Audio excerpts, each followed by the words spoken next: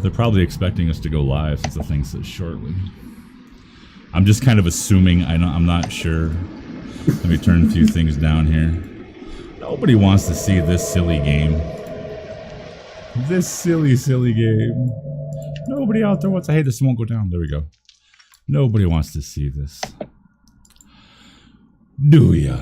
Welcome to Forged at the Table. I am your Dungeon Master, Charles. These are the players, and tonight is episode 7 of the Long Road, a D&D 5th Ed campaign here on Twitch. We're gonna hang for about 2 or 3 minutes. I got some people I'm expecting to come in, so while we're waiting for them, I'm gonna go ahead and give the spiel that I give every single time I go live anymore. You've tuned in to our channel. Everything that you need to know about Forged at the Table is down below. Our primary goal is to run games for you guys, our viewers, our followers, and our subscribers. Hey, King. Take it easy, man.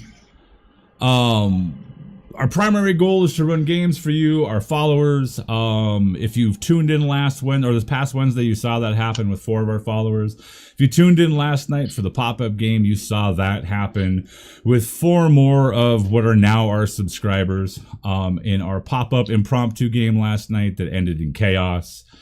I just wanted everybody to understand, if you did watch last night's. How's it going, Rainey?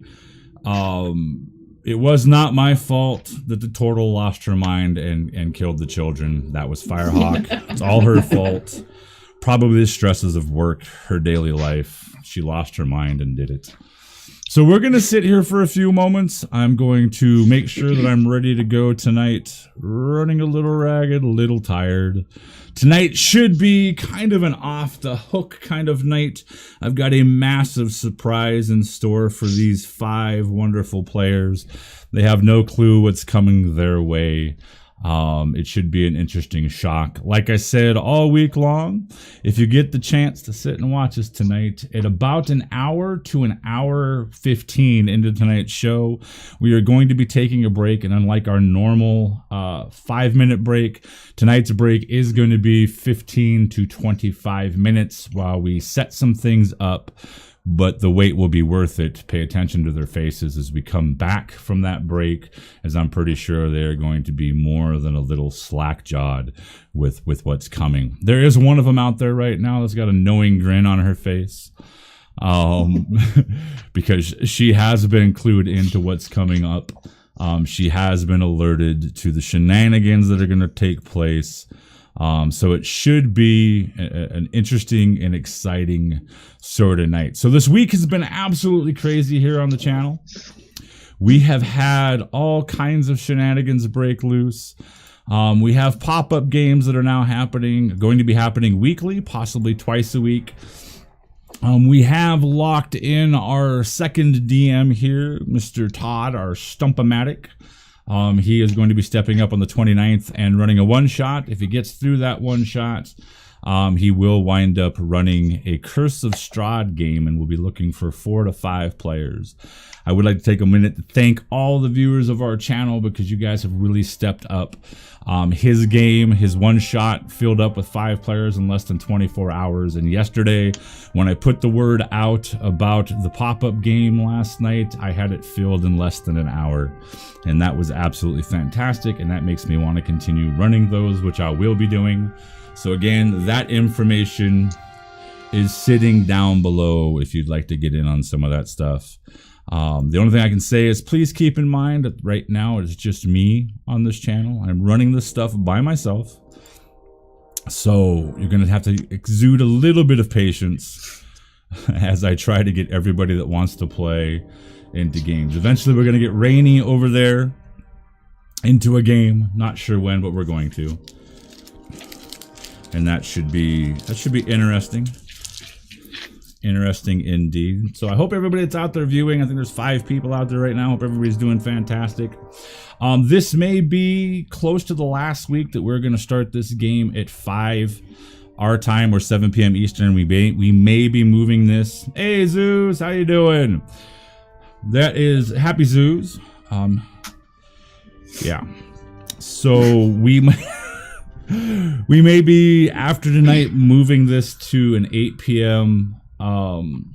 startup, just to make things line up a little bit better with some of our viewers' schedules. I've had a couple people message me that they don't get home in time to watch this from the beginning, so they wind up missing some of the important stuff, which tonight will suck because that is definitely some important stuff. We are also, if you notice, trying a new experiment tonight. This is our in-house game. This is the only in-house game that we run here at Forge at the Table. All the others involve viewers to some extent or another, and we are trying to run this one as a remote game just to see how it works. We do have some people in the game that do have some medical issues, and it's a lot easier for them to stay home. It's a lot easier for me not to haul gear back and forth and all that sort of stuff. So we're going to give it a try. If it works out, this might be the platform or the style that we do from here on out. If it doesn't work out, then I guess I'll have to bite the bullet. The other thing is, if you were not in Discord today, you may have missed a discussion that was going on. We are in the process of working on getting some Forged at the Table merchandise made. People have expressed an interest in some t-shirts, so we were working on getting some Forged at the Table t-shirts made, some Forged at the Table dice bags made, and a special limited edition shirt. I just started talking to an artist today about putting together a Bubbles Wanted poster shirt. There will actually be on the front of it a wanted poster that says Bubbles Wanted for Murder. There will have a dark and demonic turtle on it. On the back, it will have a innocent, calm looking turtle scarily looking out from behind a tree. Once we get that artwork figured out, we are going to go ahead and get a pre-order in line for that shirt. So if you weren't aware of that, we do have some of that stuff coming from down the line. We'll keep everybody abreast of those sorts of things and what we got planned on and going on here. So again, we're going to wait a couple seconds. Just want to give enough people a chance to get here. I know there were some people that were a little bit more excited than they probably should have been about tonight. I wasn't one of them. So how you doing tonight? Happy? Good to see you in the chat.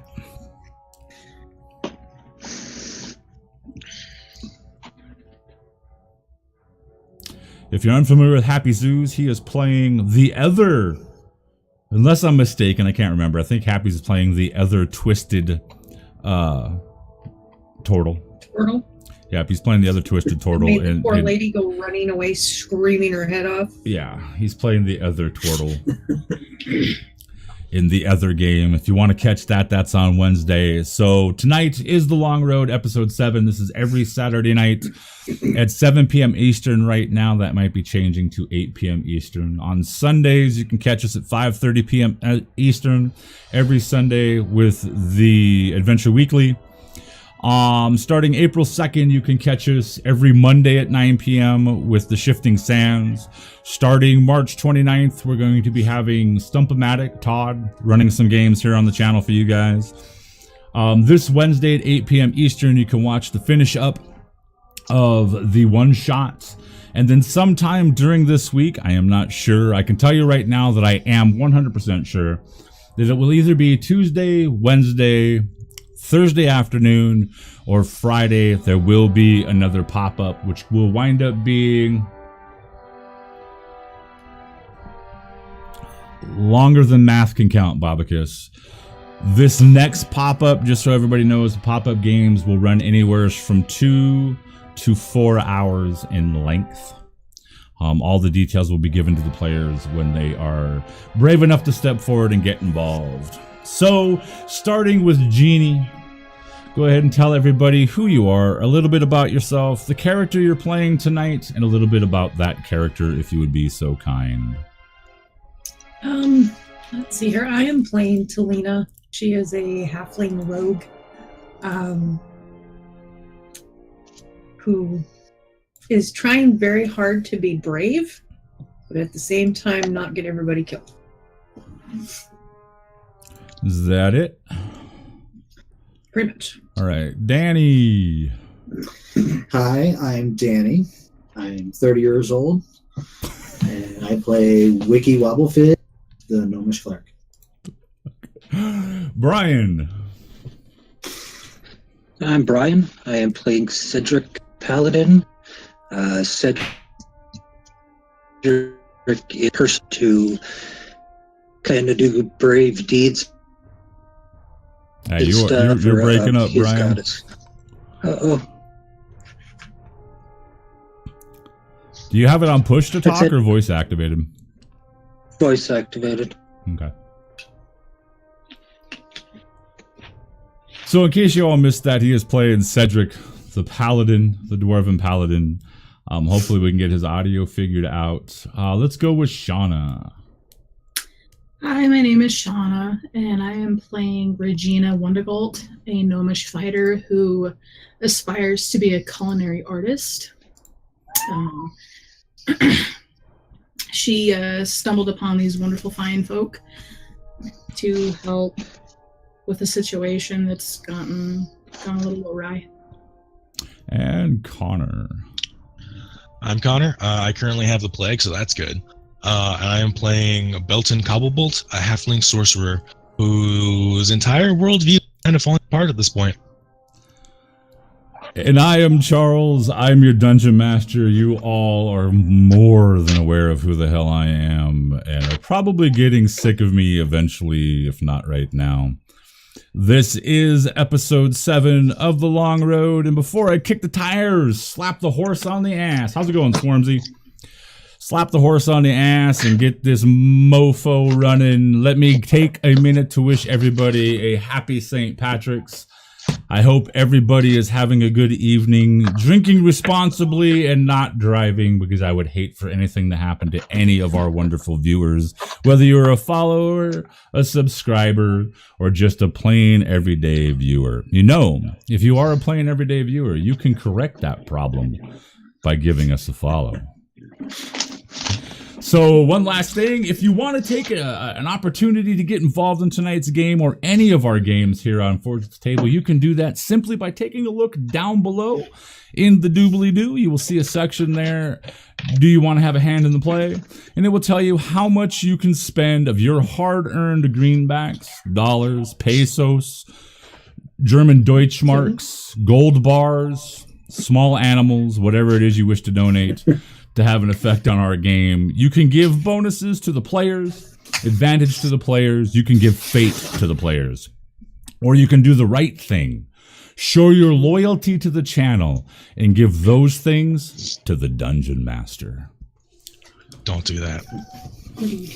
So you guys ready to go? Where we last left off, our band of brave adventurers had fended off the werewolf, saved the lock of hair for the winsome, ghostly Baroness of Amar, and apparently traveled back in time. They retrieved riches from the crypts beneath the old ruins of the Barony of Amar, exited, and were set upon by a wyvern. Having escaped the baby wyvern, and ran from the mother or the adult wyvern into the woods, the party found themselves in an odd situation as Wiki, Mr. Wobblefizz, hearing something only apparently he could hear, was drawn off the path into the dark woods where his compatriots saw him disappear beyond a rip in what they could only think is the veil. They are now Regina, Talina, Belton, and Cedric, standing there as they see a flashing wisp of a curtain-like substance indicating where the tear in the veil is at. Wiki, having been pulled to the other side, into the dark, finds himself at first resting in a cart that seems to be pulled by his ancestors, but instead he finds himself laying in the back with dead corpses and the remains of said ancestors. He finds that instead of fighting his way out of it, that there's a bit of comfort in it, like he's come home in a strange and macabre sort of way, and he winds up resting in the back of the wagon. His four compatriots stand kind of flabbergasted, jaws dropped in awe. Talina moving at a fair clip in that direction, but as we last left, she was beginning to lose a little bit of faith in what was going on.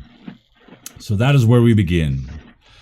Belton, Regina, Talina, and Cedric. You've just seen your friend escorted, pulled, carried beyond the veil. You've lost sight of him. The dark shadows that carried him forth, carried him beyond, have vanished back within the veil. Yet you can still see the wispy, flapping curtain that indicates where that entrance was at. Hey, Mad Clergy. What are the four of you going to do? I'm still hauling ass after him, screaming Okay. his name. Okay. Yeah, I'm gonna keep following, trying to get there. Going in. Okay. Yeah, I'm running and I'm screaming to Wiki, even though he can't hear me, but I want my friend back. So I'm hauling ass behind everybody else, just screaming, Wiki, Wiki, no. Okay. Talina, you being probably the quickest of the bunch and the first to react. It was like there was a moment there where Belton hesitated. There was a moment there where Cedric was lagging a little bit behind, not out of fear, not out of true hesitation, but out of that cold, calculating heart of his, that stone heart of the dwarf. He always seems to take his time and doesn't rush. He always seems to be properly prepared, and that allowed you to get the jump on him. Everybody sees Talina quickly, without any real regard for her own safety, dive running headlong through the wispy tear in the veil and disappears into the darkness beyond. Talina, you feel almost as if you're floating for a brief moment in time, kind of hovering in this inky, thick blackness. It reminds you a lot of when you guys went through that black corral back when you guys were in the Blackthorn. Hey, look, it's my cat. Oh my God, look at that. He's trying to get me jealous on camera. Sure is. You feel that same kind of weightlessness, that same kind of motion. As she goes through, you guys see the curtain kind of flap in. And when she makes contact with that inky blackness, you see once again that same kind of Stargate reaction where it kind of warbles, folds over her, and she vanishes. You hold and you sit there for just a brief moment, Talina, and then you drop almost suddenly. This is a little bit different than when you went through that curtain that was forming the corral around you. That you kind of came out the other side. This, you literally feel like you've stepped off of a ledge, or that you've been like an invisible hand has put you out on the other side and kind of dropped you. Okay. You fast see ground, and it looks an awful lot like the ground that you just came off of. It looks like the same forest. It looks like almost an exact mirror of that forest. But the difference being is that you notice crawling on the ground are these writhing, pencil-thin tendrils of this black, shadowy material. It's not dark and thick and inky, but it is shadowy. It's also something that you guys have seen on more than one occasion in this. As you go to land on the ground, I'm going to need a dexterity save or an acrobatics, whichever you choose to make.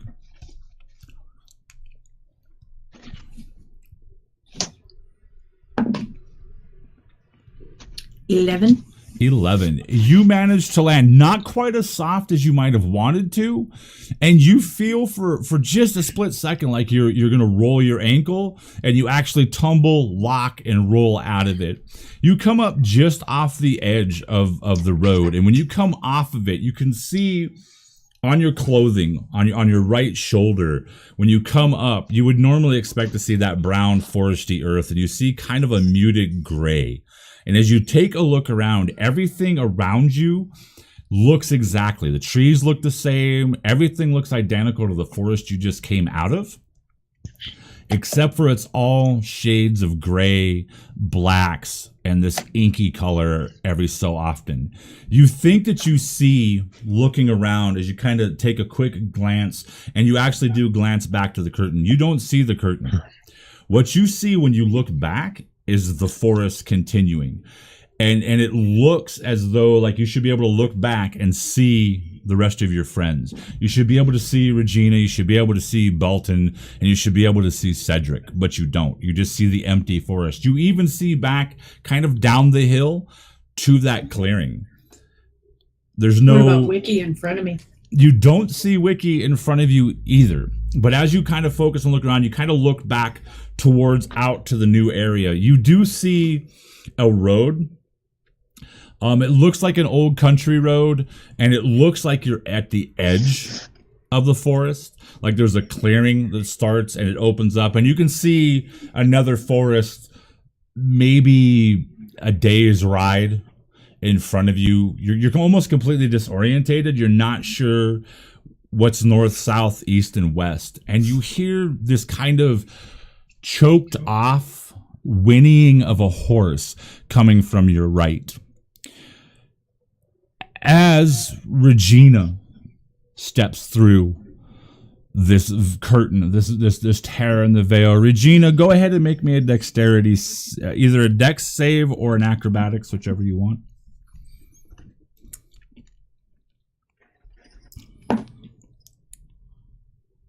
That's pretty good.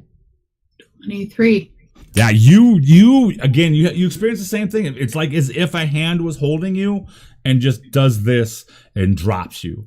And the drop is a good 10 feet to the ground. And you land, you tuck, you roll out of it perfectly. And Talina, you see this, you come up as well, Regina, and again, everything's the same thing. It's this gray, mottled shades of gray, dark, inky blacks, and that sort of thing. There is no color other than tones and shades of gray and black. There's no white, and there is no black. It's like all the tones go up to a deep, dark, smoky gray, and then it goes like a shade beyond black if possible. But there's no colors. There's no breeze. The temperature is a little bit cooler than it was on the other side. And you do the same thing that Talina does as you cast a glance back to look to see where you came from. And you don't see any curtainy effect. You don't see any veil, anything like that. What you see is the continuation of the forest. And both you and Talina are right at the crest. So you're able to look back down, and you don't see Cedric and you don't see Belton. And you also hear that kind of choked off whinnying sound. It seems distant, but you can see a lone wagon moving off down this kind of country road, which catches you as odd because on the other side, there is no country road. And then comes through Belton. Belton, go ahead and roll me a dex save or an acrobatics, whichever you choose. All right, let's see how these dice are going to treat me. Pretty well, actually. That's going to be 21. Cool. Good. You, again, with relative ease, again, it feels like somebody's pulled a rug out from under you or a hand has opened and dropped you. You hit the ground, you manage to tumble and roll, and you pretty much come up just about side by side, shoulder to shoulder with Regina. You're both kind of in the middle of this path that's heading down to the road. And again, the first thing that catches you is it is a notch cooler than it was on the other side. Not cold, but the whole shade of gray thing probably does send a shiver up and down your guys' spine a little bit because it is quite odd.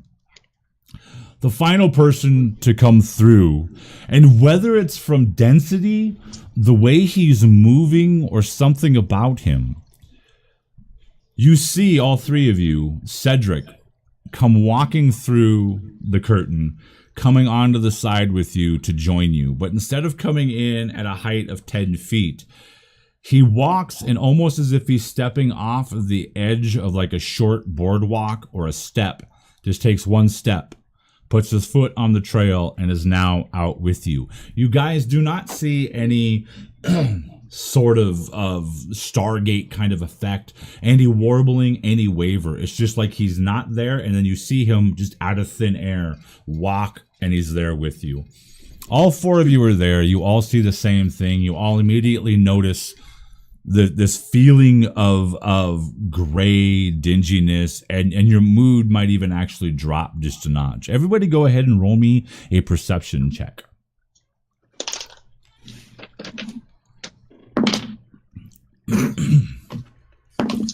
That would be a 6. Belton? I got 13. Cedric? 20. Regina? 7. And what did you get there, Talina? It was a 6. A 6. So the only person is a 20, and that is Cedric. Cedric, as you kind of just step off of this, you notice first off, you notice that Talina, Regina, and Belton seem to be like squatted down, almost in kind of like either they're hiding or it just looks odd because you just literally walk and it's like you just take a step down. And your feet hit the gray dirt of the trail, and you take in immediately the fact that everything is varying shades of gray. There's no standout actual tonal color here. There's no yellows, no blues, none of that. But the thing that catches you is not only can you see in the field that spreads out before you, and like I said before, maybe a day away you can see the tree line, and some steep broken hills rising in the distance. But at points in the woods, it looks like you can see the shadowy silhouette of figures kind of moving through the woods. And you see it again out there in that broken field. It looks like an abandoned farm. You can see a couple buildings strewn about, and they're the typical buildings you're used to in the north. They're basically low, squat buildings with flatter roofs that are built to take the weight of heavy snows and all that. And you're used to the goat's beard that hangs down, stretching down to the ground. And you actually see on one of them from the distance where you're at, this great rope, this braided cord that hangs from one of the eaves to the ground, and tied into that rope at intervals are silver bells, or bells that you assume are silver, and holy stones or hag stones or witch stones. And you know that this is a superstitious thing in the north that's used to drive away evil, bad luck, bad spirits, and all that. Go ahead and roll me an insight as you look at all these kind of figures walking around. All total, there's maybe 10 or 15 in the woods that you've seen, and 3 or 4 that are walking aimlessly through the fields. I got a 15. You look at it, and for a second, you kind of go a little bit on the defensive. And Belton, Regina, and Talina, you guys all, first off, you sense it, and then you recognize it. You've been not with Cedric for a terribly long time, only maybe a few days. But you've gotten used to this stout dwarf paladin's, his mannerisms. And when he goes to get ready for battle, you see him begin. And then Cedric, you kind of tensed up. But then you recognize that these things are literally walking aimlessly. They're holding themselves, and the silhouettes are kind of slowly looking from side to side and staring off in the distance. They don't make any eye contact, although they do look in your guys' direction. But they appear to be like lost souls or something like that. It's the closest thing you could probably equate them to. Okay. Well, since seeing Cedric tense up, I'm going to reach for my tine spoon, and I'm going to draw it out and be ready, even though it doesn't seem to be a threat. Okay. I I'm want to go pull up out to my the sling rope, as well. the rope that has, check out the bells, if they're like the ones we had before.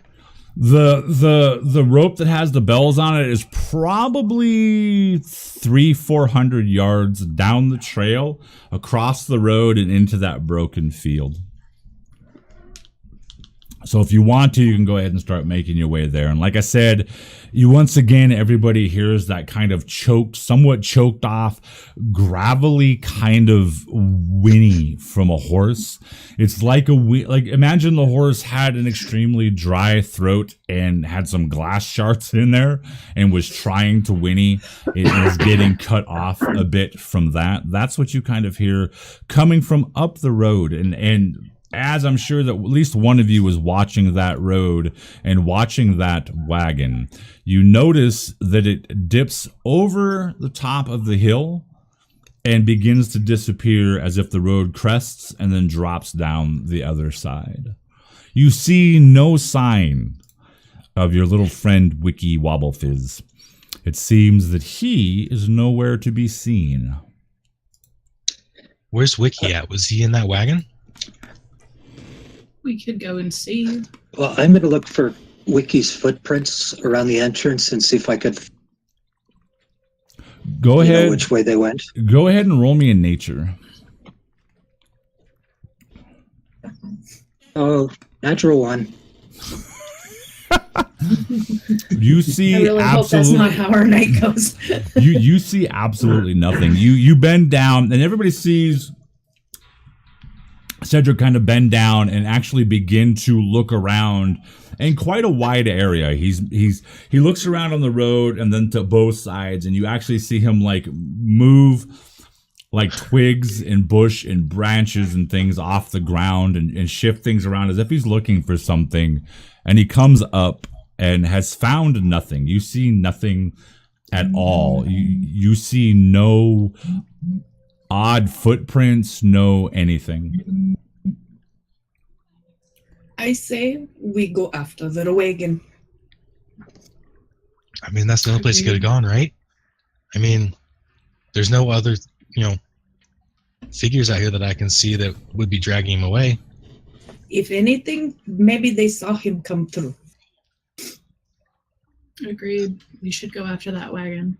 Talina's gonna start marching after the wagon. Right behind her. Right.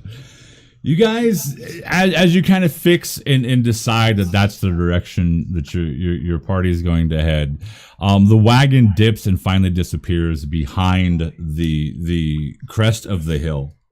And as it disappears behind the crest of the hill, you hear one last kind of chortling, choked off whinny from the horse. Go ahead and roll me a perception, please.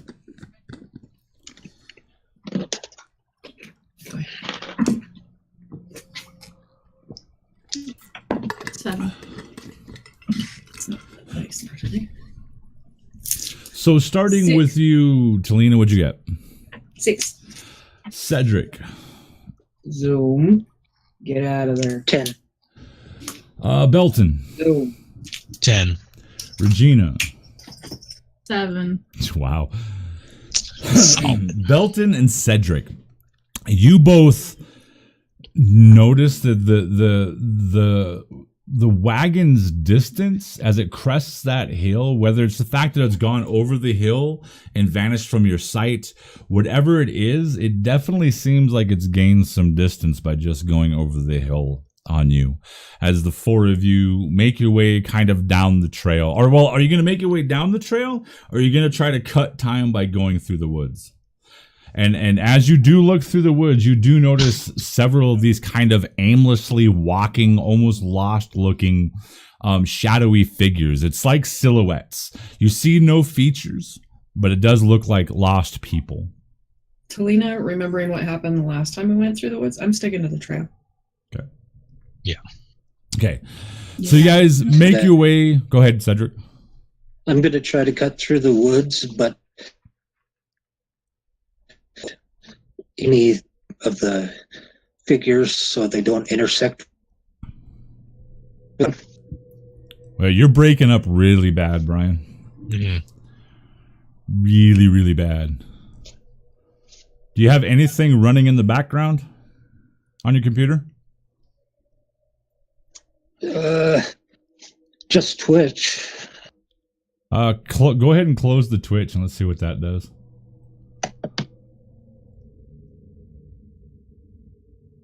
Sometimes it can take up some bandwidth.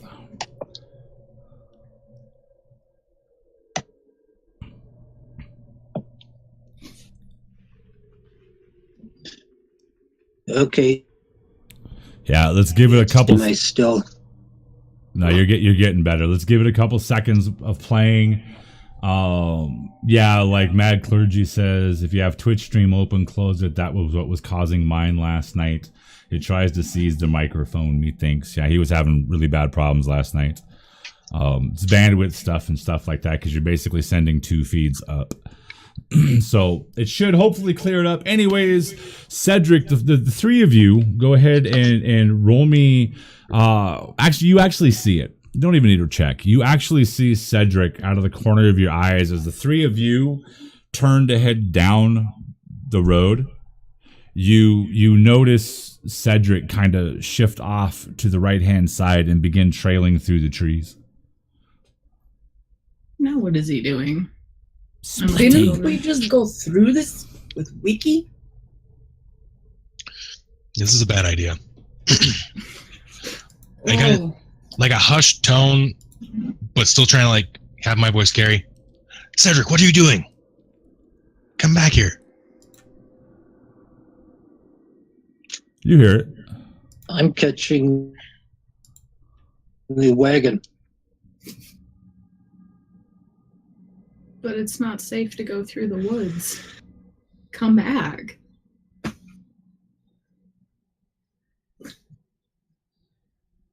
The road less traveled might be the right one. This is a bad idea, and I'm going to continue down the road. I'm continuing on the road too. I Okay. just shake my head and just follow Regina and Belton. Or All right. Talina and Belton. Cedric heading through the trees, the other 3 of you heading down the trail to the road. About a half hour passes, and you begin to notice that time seems to move a little bit of a different rate here. The distance you've traveled should have maybe taken you 10-15 minutes, and it feels like it's taken you a half hour, 40 minutes. But you eventually come to the crest of the hill, and oddly enough, the 3 of you reach the crest of the hill at about the same time that Cedric exits, just maybe 5 feet in front of you at the crest of the hill. As you all 4 stand on the crest of the hill, looking down the road, you see maybe a half mile away this wagon. You can actually see from the height that you're at, you can actually got a decent enough look inside of it. Go ahead and roll me perception checks to see if you can tell what's in the wagon itself. That's better.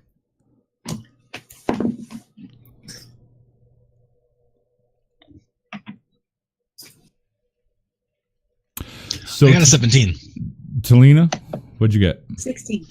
Cedric, Oh, I didn't realize I'd be able to see it. Yep. 8. Regina, 13. 13. So both, what'd you get again, Talina? 16. Okay, Talina and Belton standing on the crest looking down, your eyes focus in on the back of the wagon, and as you focus down onto the back of the wagon, you can see kind of the shadowy outline of a 4-wheeled wagon, and you can see what appear to be 2 horses in front of it pulling the wagon. Everything at this range, whether it's the range you're at or actually what this stuff is made of, it all seems wispy. You can see wisps trailing off of the back of it. And a little bit more unsettling is the very, very dark, almost inky black, like a notch darker than what you would expect to be black, sitting in the driver's seat. You can see a cloak. This is not necessarily wispy, or at least you can't tell that it is from the distance you're at. But your eyes trail down this creature's back, not being able to see any real defined features. And as you trail down its back, your eyes come to rest in the wagon beneath him. And you see a very disturbing and most unsettling scene as you see what you think to be little Wiki laying amongst maybe a half a dozen to a dozen rotting corpses. You see things in the back of that wagon writhing around. These aren't like the figures themselves writhing. It reminds you kind of like giant or large earthworms digging through loose soil, maybe cockroaches rummaging around in a sack of rotten potatoes, that sort of thing. And it disturbs you because Wiki does not look like he's dead. Wiki looks like you've seen him before, especially you, Regina, as you guys have known each other for a bit longer than everybody else. Wiki is curled up in that familiar, almost kind of fetal position. The only thing that keeps Wiki from looking like a child is the fact that he is not sucking his thumb. At least it doesn't look like he is doing that from this distance. Okay. I say we hurry up and get to that wagon. Yeah, he's right there. We got to get to him. Right. So are you guys going to bolt, like start running down the road towards Wiki, or? A good jog. Yeah, something I can maintain. Yeah, something we can maintain. We don't want to gas ourselves Especially out. after we've figured out time runs differently and the whole All right. distance thing being weird with the wagon going over. Are you going to follow along with them, Cedric? Yeah, but I'm not going to jog. I'm just going to kind of, like a slow march over there. Yeah. Okay. They quickly begin to outdistance you. As the three of them begin this not too quick paced, but a definite jogging down the road towards Wiki, trying to catch the wagon, and they begin to quickly outdistance you. The gap growing quicker than you would probably care to have it move. Hold on, I gotta follow this artist. Guy's amazing. Sorry, I'm looking for people for the stream. They begin to quickly outdistance you, and it could be a trick of the way time works on this side. And it begins to become apparent that if you don't pick it up, you're not going to have any effect on what's coming. The other three of you begin to close on the wagon slowly, and your run seems to take you an hour to gain any significance on the wagon. Do you eventually pick up your pace, Cedric? Yeah. Oh, I would.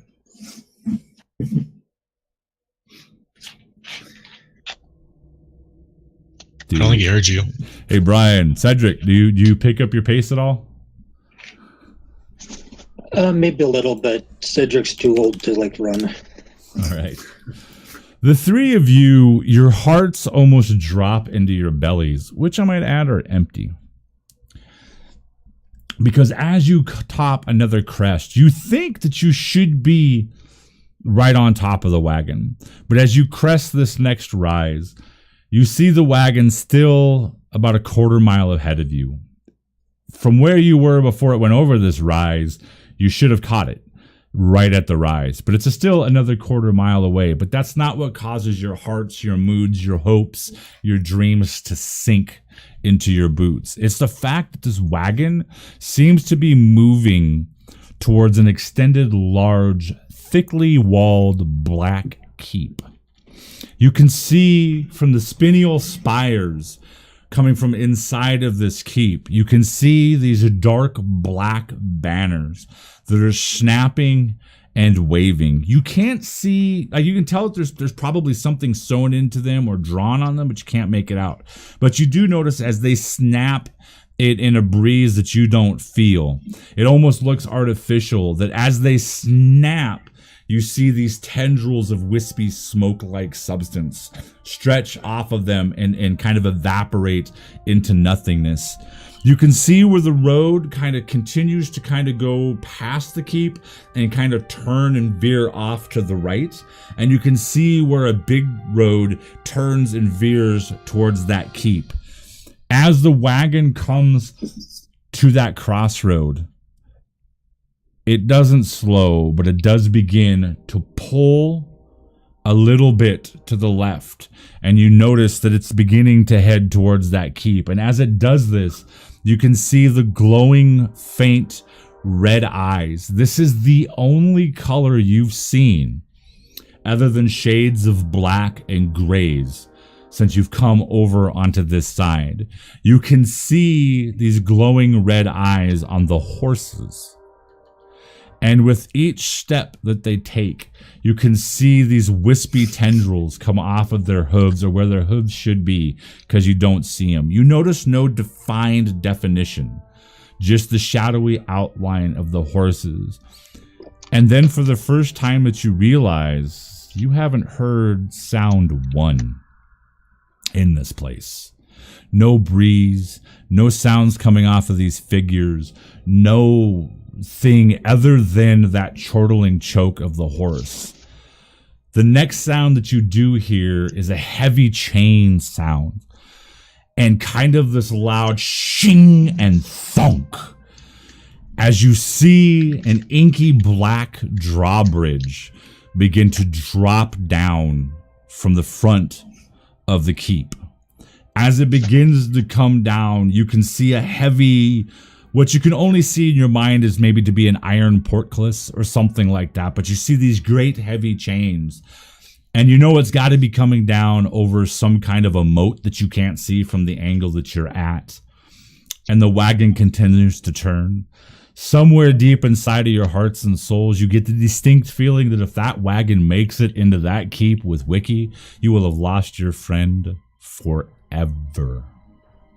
Does anyone have a way to stop that wagon before it goes in there? I mean, if we get closer, I might be able to do something. But that might cause more commotion and focus on us than probably be good. Arrow, you've been doing magic like crazy. Is there anything else you can do? Magic and my sling. Sling it at the horse. You're still a quarter mile away. Yeah, you're about a quarter mile away. Damn. I thought it was closer. Well, How close is Cedric Yes. behind us? Command. When you look back and cast a glance over the back of your shoulder, because of the fact that he did not start running alongside of you, time has distorted things greatly. And as you look back, you see Cedric just now beginning to come down the initial crested hill that you guys started on. Lord. Shit. We got to get up closer. There's nothing I can do from here. okay. Start hauling ass. Brian, are you wireless or are you hardwired in?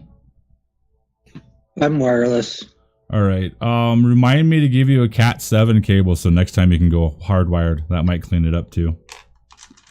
All right. So the three of you that can obviously stand a chance somewhat of getting to the wagon before it makes its way up to the keep. The three of you, what are you guys going to do? Like full on run. Full on. You're gonna full on run. Are you preparing to do anything when you get to the wagon? I'll have a dagger ready, so if I have to cut the traces of the horse or whatever, I can.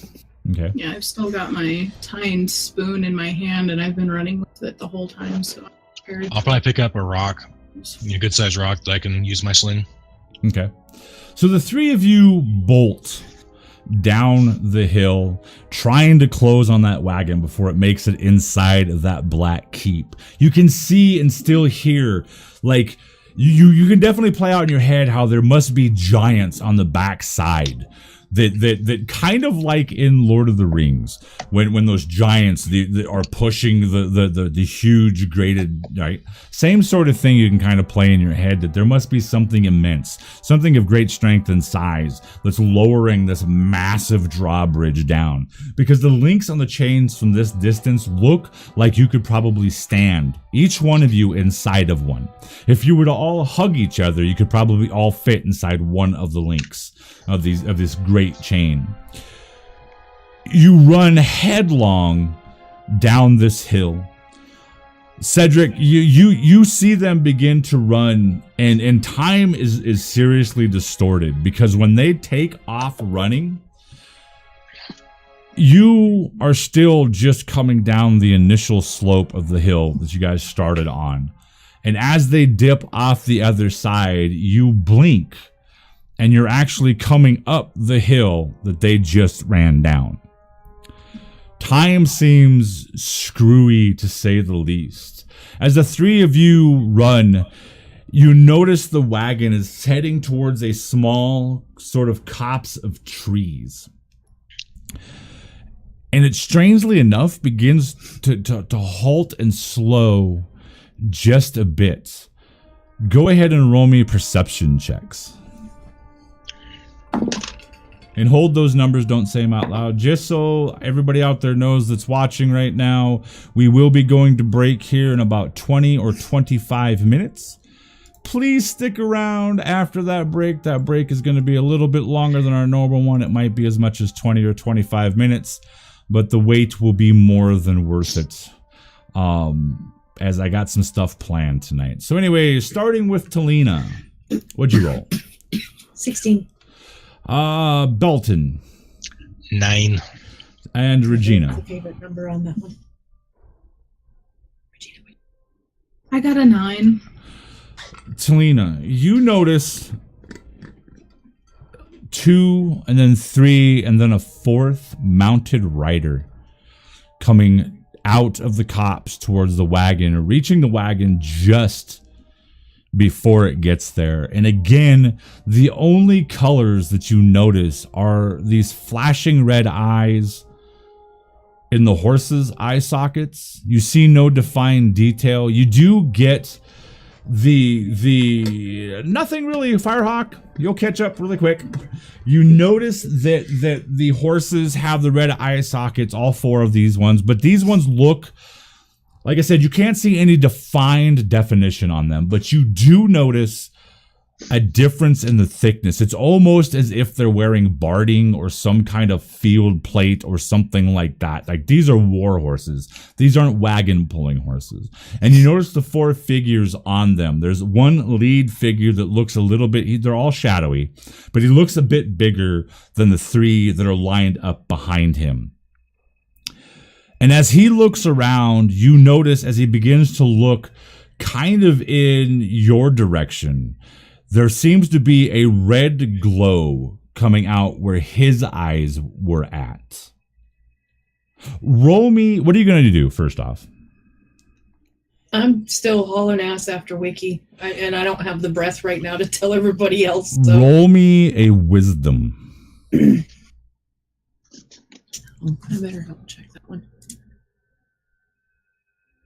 That does not have a modifier, so cross your fingers. That's an 18. And that's a good thing, because as his eyes begin to look around, you realize that he's scanning. Like, he's not caring a damn thing about the wagon right now. He's scanning the countryside, this inky gray toned black landscape, looking for anything that might not be right. And it pops into your head that the 3 of you might not be right.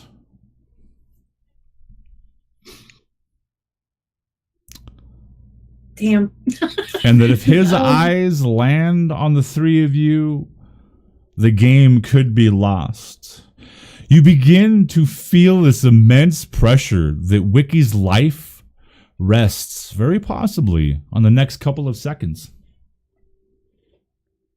Okay, so we get the impression we can't let him go into this or across this bridge and into that thing. Right.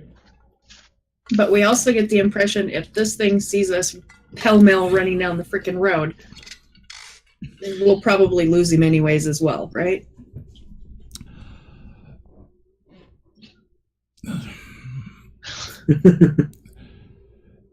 Possibly, but you also, you definitely get the feeling, though, that if this thing casts its gaze over you, you might lose more than Wiki. You might lose your very lives. These things do not like it doesn't. Go ahead and roll me an insight, since you're the only one that's really picking up on this at this point.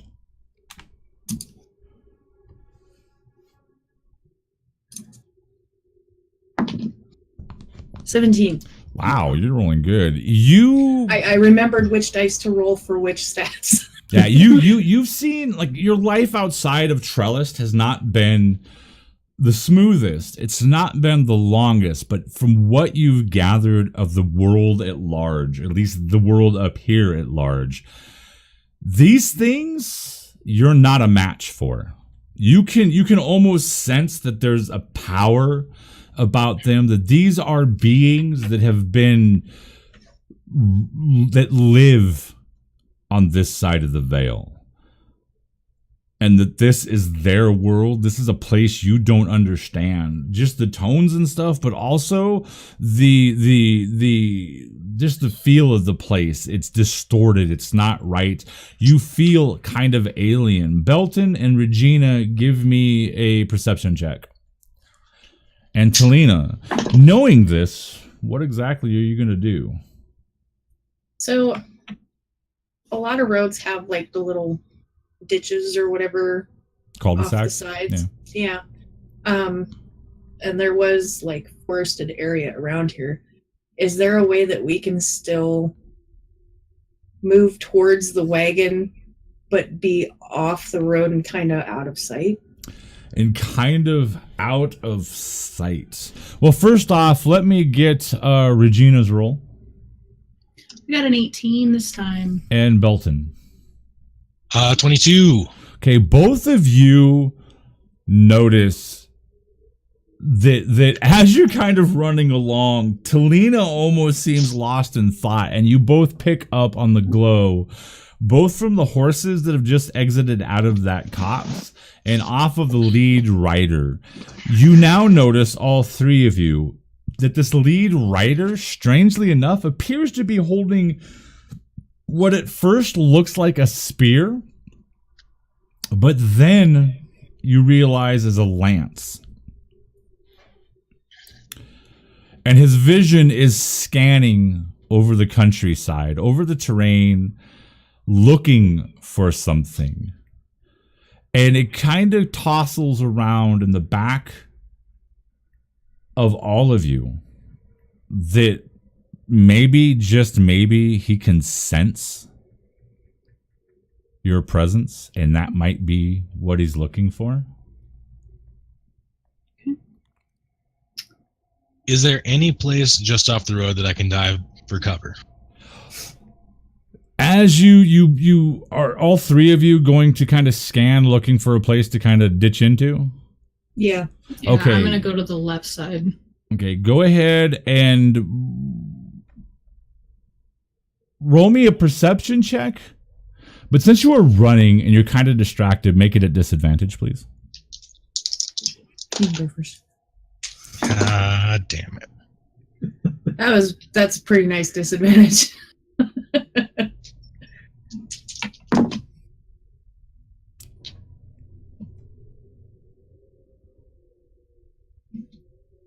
I got an 8. Talina, That would be a 4. Regina. 16. All right, Regina, you kind of noticed that off to the left-hand side, which is kind of the direction to the keep, to the copse, to trees, and all that sort of thing, you notice that maybe 10 to 15 steps out into this field, you can see where, like, if you ever been like in eastern Montana or an area where there's fields and you see this stuff called buckbrush, it's like a brambled, twisted map of low trees and brush and that sort of thing. And you see that maybe 10 to 15 feet off to the left side of the road. That might be the one place where you guys can ditch into, grab yourselves and compose yourselves and make a decision. Okay. I'm running between Talina and Belton. Okay. A little off to the side. And I'm going to call out, hey, you guys, come on this way. And I'm going to try to direct them towards that little brambly patch of bush. So Talina kind of motions for you guys to follow, and as she does this, she points out the fact that there is a small little bit of bramble and brush just a little ways into this field that you might be able to possibly make it to that as this black figure on horseback, his red eyes scanning the terrain, begins to get closer to looking in on the three of you. There is no sign of Cedric. All of you, please make me an athletics, just for the simple fact of the running part of it, to see if you guys can get there well enough. No, make it a dex. Sorry, just make it a dex. That's much better. I'll give you guys a dex. Make it simple. That is not much better. That is much, much worse. Selena. That's 4 dice, dude. 18. Regina. 20. Belton. Natural 1. Oh, this is God. nice. So, Talina and Regina, you, with no difficulty whatsoever, make it into the brambles. You kind of actually almost roll into them, and you get stuck by a few bits of long, spindly, like spikes off of some of the brush that's in here. You both take a point of damage from it. Nothing severe, scratches, that sort of thing. And as you come up, squatted down to make sure that you're hidden, you both find that you can actually look out through this and kind of make out where the horses are at. But your emotions, an elation comes over you as you realize from where you're at right now, if you duck straight out of the bramble, that you're only a few paces from the edge of this copse of trees, which would put you out of sight of the riders, and you might have a chance to get ahead of where the wagon's going and stop it, or somehow make an escape with Wiki before it gets up into that black keep. But there's a problem. Jeannie, would you do me a quick favor? Would you reach behind you and grab me my hourglass and run it into the studio for me, please? Oh, shit. Thank you. I love you, sweetie. Get my Headphones, balls. I love you, sweetie. Oh, I don't like this thing.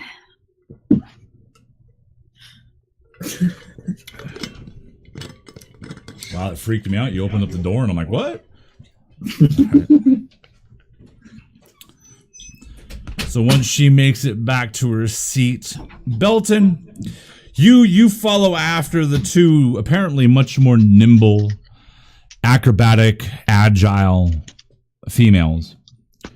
And you hit kind of the edge of where the road is risen up from the field, and there's that little bit of a cul-de-sac or a dip that goes down. And you feel everything underneath of you lock and fall away as you twist an ankle, and you think you hear, those dice are much better, briefly the cracking of a bone, and you feel this excruciating pain rise up from your ankle, up into your calf, up into your shin, and you almost immediately feel this swelling begin to go. And you see a turtle running from the ground where she just murdered a bunch of children. No. You feel like your ankle has given way. The swelling begins to build up, and you take 4 points of damage, and you tumble down into this ditch. You find that you're separated. The two of you inside of this brush realized that there is now a gap between you and wherever Belton disappeared to, because he's not with you. And when you cast a glance back out the way you came in to the thicket, you don't see him. He's vanished. And as he's vanished, you notice one of the riders, the one that is right behind the bigger fellow with the spear or the lance, you see him raise something to his mouth as if he's gonna blow, and you see this thing curved up, and you can make out the shadowy outline of a horn. But the lead rider turns around with this kind of inky black hand and moves it down. As the riders come around the wagon and begin to slowly gallop down the road, turning to come across the field. Go ahead and roll me an insight, both Talina and Regina.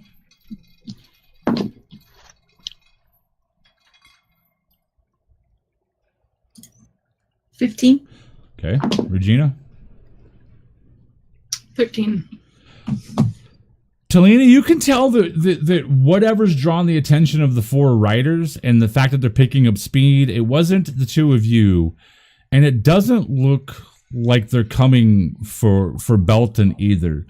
You hear this chortling, choked, kind of granular kind of whinny once again pop out of the throat of these ghostly black horses with the glowing red eyes. And you can see that wagon lurch forward as it begins to move into the copse of trees. Belton, you pop your head up just in time to see these riders barreling straight down on you. Go ahead and roll me a perception. Okay, you're grounded from here on out. That's an 8.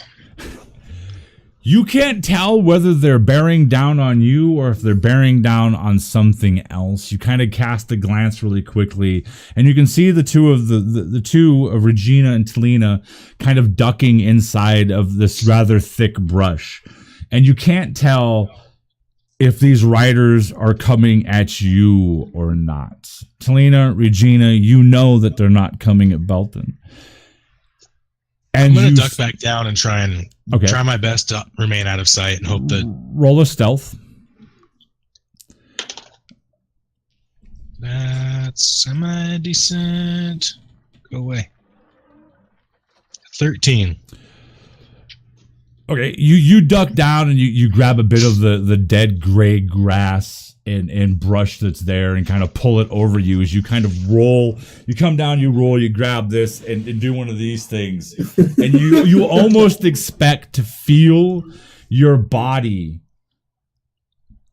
getting crushed under these black, heavy horses that are bearing down on you. And you can hear this distant thundering, like you know the horses are close. All three of you hear this, but there's something like the sound is muted coming off of the horses, but you do hear their hooves slamming into the ground. It's muted, and you do hear a very audible snort, a chortling snort erupting out of the horses as they're slamming forward. Both Regina and Talina, knowing they're not going after Belton or anything like that, your eyes kind of shift and you cast a look past Belton up the road. And you see, topping the crest of the hill behind you, about 200 or 300 yards, just coming down, you see Cedric coming down the hill, the obvious target of these four riders. Now you know why the lead rider put his hand back and stopped the horn from being sounded. Because Cedric, not with any great speed, dwarves might not be built for distance or sprinting, who knows? But he's just kind of chugging down the road, not really paying all too much attention. Cedric, go ahead and roll me a perception check.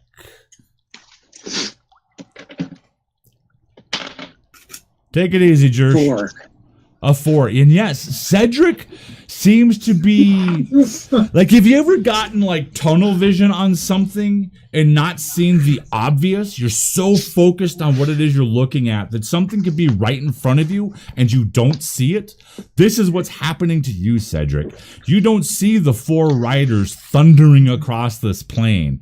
Your vision's actually turned just to the left of them, watching the wagon disappear into the copse of trees. Talina, Regina, you know at this point you have two options. One is to apparently safely move to intercept the Wacken and save Wiki. Or you can turn, draw the attention of the horses away from Cedric, saving Cedric possibly, or possibly throwing away your own lives by getting in the way. My heart is set on Wiki. Cedric can take care of himself. So He's a tough dwarf. So the two of you, I am assuming, then make your way in to the thicket, into the copse of trees. We are using it as a distraction so we can get to Wiki. You managed to go ahead and roll me a stealth. Natural 20. Wow. Full on ninja. She went ninja mode. What'd you get, Regina? I got 12. That's Not actually enough, but strangely, you get separated from Talina. She's moving very, very quickly and ducks into the shadows. The second she hits the shadows, whether it is the way this place is built, whether it's the way that the trees lay, whatever it is, she's in the trees and vanishes without sight. Without sight nor sound. You also make your way into the copse of trees, but again, like I said, Talina's gone. She's for all intents and purposes vanished. You can feel the ground beneath you, Belton. It's completely soft. There's no rumbling, but you hear this distant kind of muted thundering herd of horses, and literally one by one they go over the top of you, leaping over this not even really leaping. They manage to make it at a gate. So they go over the top of the ditch that you're laying in next to the field. However, as the last horse comes over, you realize as his back end is in the air that the rider misjudged a little bit and that the back hooves are very possibly going to come down on top of you. Would you like to try and roll out of the way? I would like to try and roll out of the way. Yes. Understand, though, that by rolling out of the way, you very well may alert them to your presence. I just want you to be informed. The hooves land on me, I'm going to die. So. So go ahead and make me a dexterity save as these hoofs come slamming down towards you. God damn it. That's a 9.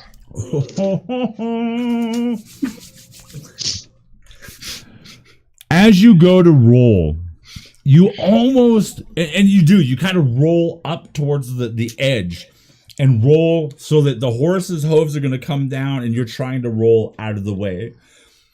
And as you tuck yourself into the side of the hill, you think you've just about made it. You think you're in the clear because you don't feel anything, and then you do feel it. The edge of the hoof coming down and scraping down your back.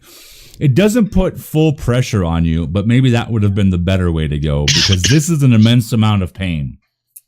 As you roll into the side of the hill, as you roll into the side of the hill and you slide back a little bit into the ditch, the hoof slams down into your little tiny frame, doing 7 points of damage as it scrapes. And you can feel the skin kind of slough underneath all of your clothing and everything.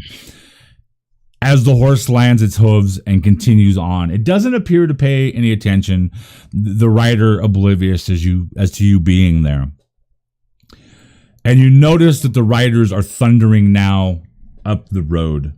You're not sure towards what or anything like that. What are you going to do at this moment in time there, Bolton? I'm gonna wait a second or two and then sit up and try and look and see what they're going after. Right. And then see if I can get an idea of where Regina and Talina are. Okay. Talina, you ducked into the woods quickly, soundlessly. It's strange because there's heavy shadows in these trees. but you see everything with heightened senses, almost everything clear. It almost feels like maybe something's guiding you. You're not sure, but things seem to be going almost too well. And then you pick up on the fact that there's something moving step for step right next to you. Just off to your left-hand side. Close. I don't suppose it's Regina. No. Are you going to look?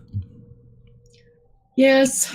As you look to your left, your jaw drops and you choke back a gasp, trying to not let it echo out through the trees, if it indeed would echo out through the trees, because standing, running next to you, holding your hand, is an image you weren't prepared to see. Master Adrolphus Handren the Greymantle. Wisp-like white, ghostly apparition, translucent. You can see the trees as he passes through them. Looks down at you with the calmest of faces, a smile across his lips, his old white hair flowing down. If this was our world or Middle Earth, you would think it was Gandalf. His hand, the only warm thing that you've truly felt since you've entered in here. Even though he's ghostly, it does feel warm. He feels different than everything that's in here. He looks down and you can see a sparkle that you've maybe seen a few times when he was still alive. He looks down at you, that great big grin on his face, and he mouths words to you. And you hear his voice in your head. You can do this, my child. And he kind of gives you this motioning forward as he releases your hand and sends you. When he does this, you feel this increase in speed, this vibrancy you haven't felt in a long time. Not even just here in the Vale, but in a long time you haven't felt this vibrant. Your body comes alive. And Regina, for just a brief moment,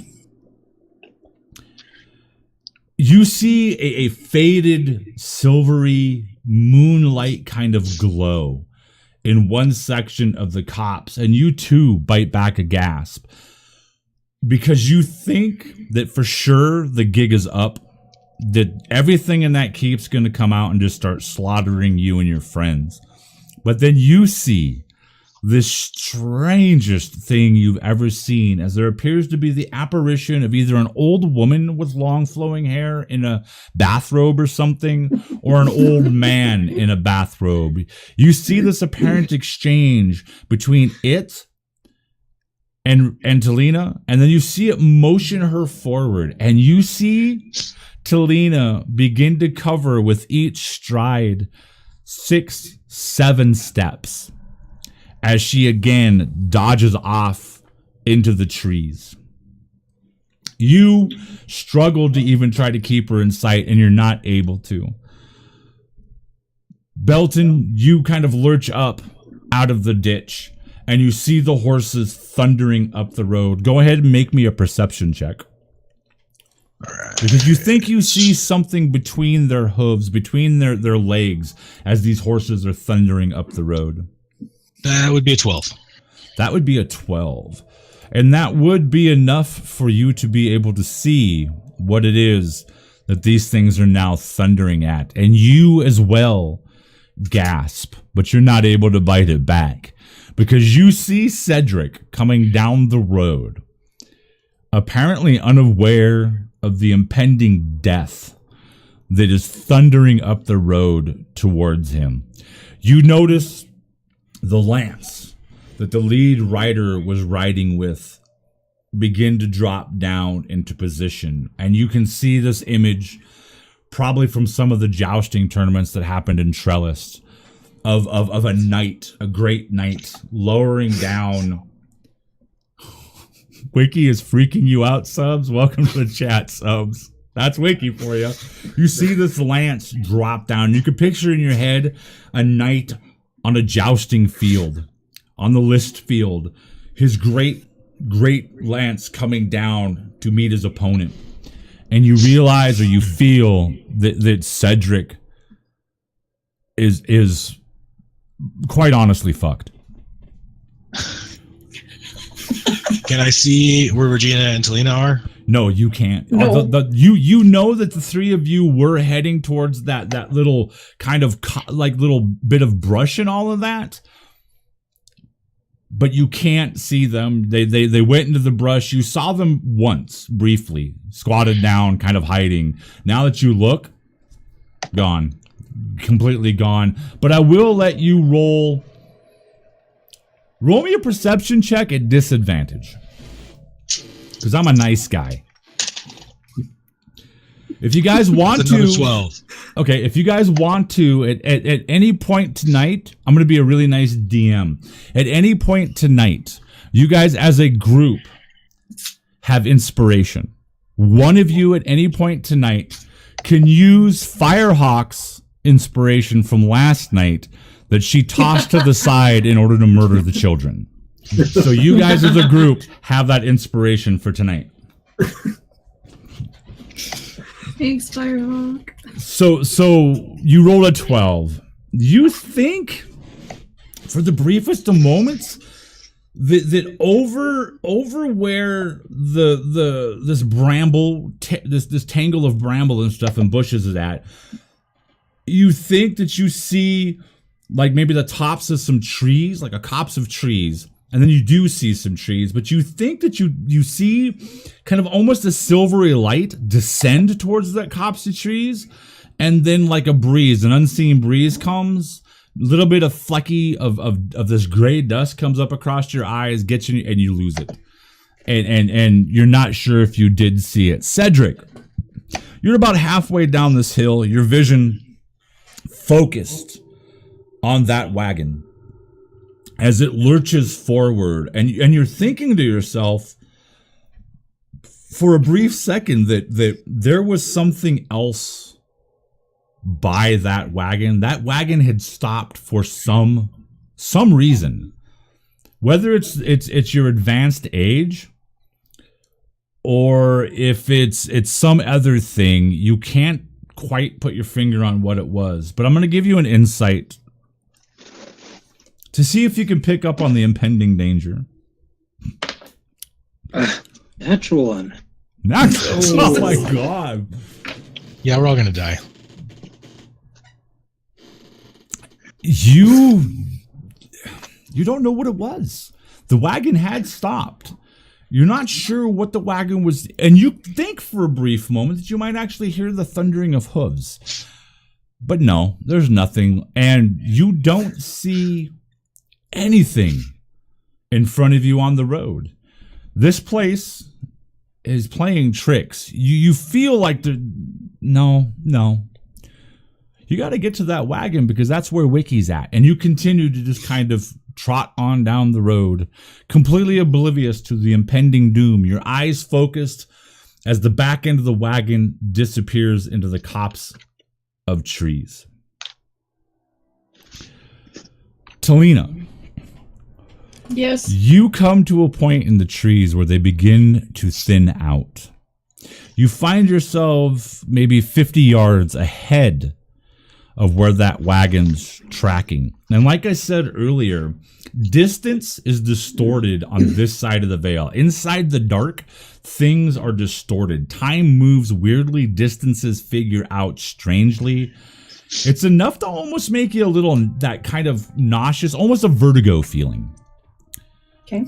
Because you look up and that keep is a good mile to a mile and a half up the road. It shouldn't be.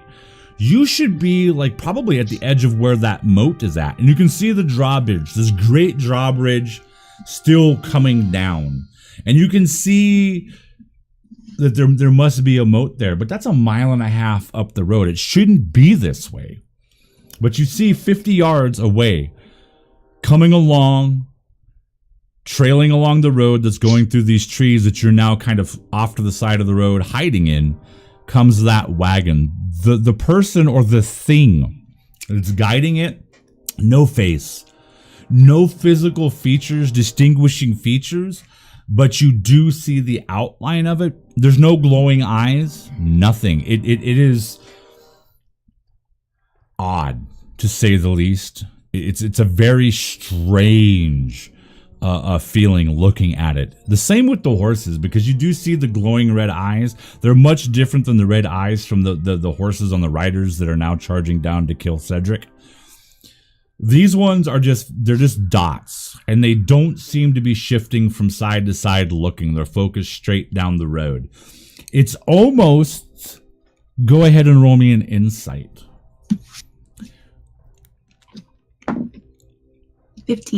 15. Regina,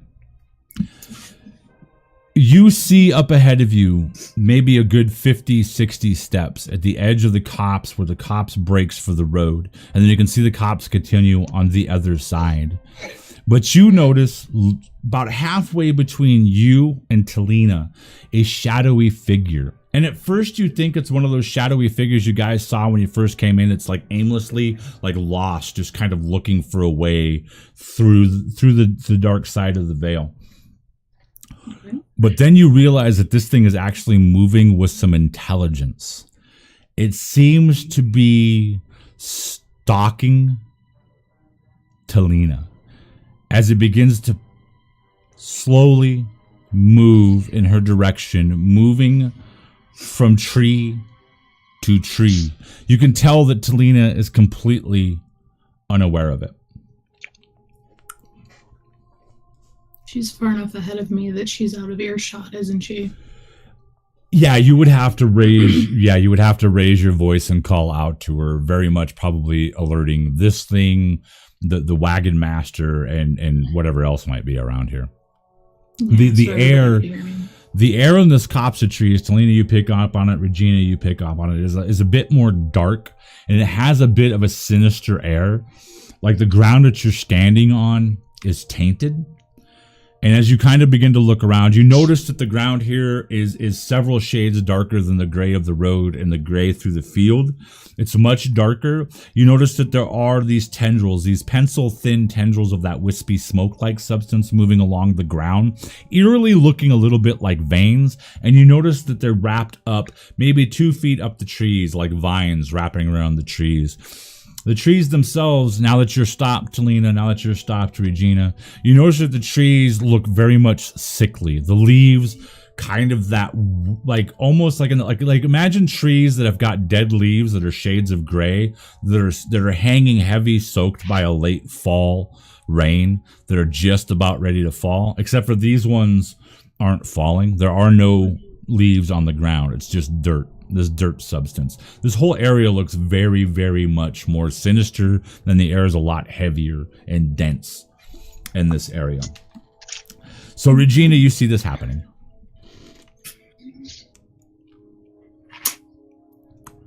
So our break might be at 2 hours.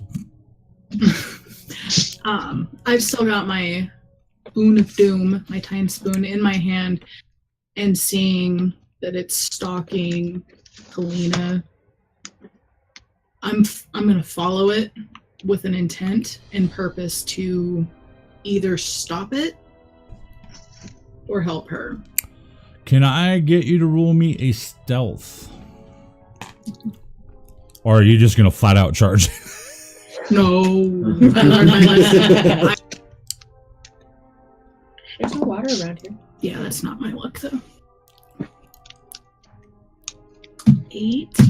You do, let me remind you, because I don't feel any guilt about last night not reminding Firehawk before she blatantly murdered the children. But you do, as a group, have inspiration. You could spend it now to change that roll.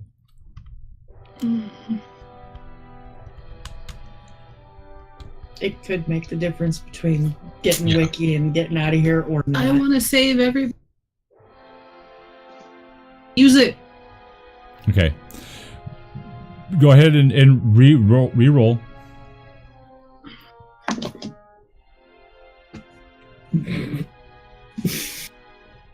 I hate my dice. What'd you roll?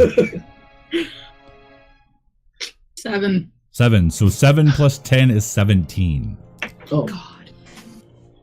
You managed to track the creature, getting up close enough to be within striking range of this creature with your spoon. I will give you, since he is completely unaware back to you, okay. I will give you, and by the way, he had a passive perception of 17, so he does not hear you. I will give you one free shot to swing away at him before we do initiative. Is he opaque or translucent? No, he seems solid enough. I mean, he seems the same inky black substance. Is he about my height or a little bigger? He's about 5.5, 6 feet tall, somewhere in that age. Bigger. He's kind of stumped over like he's sneaking. Sneaking. Okay. Stab him in the ass. Since I've got my boom like this, I'm actually going to do a reverse grip, and I'm going to aim for low back, right in the spine. I'm gonna try to stop him. So I'm just gonna hit as hard as I can right in his spine with my spoon. Okay, go ahead and roll your attack.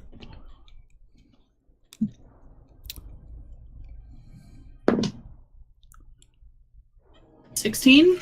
16. You slam the spoon into his back.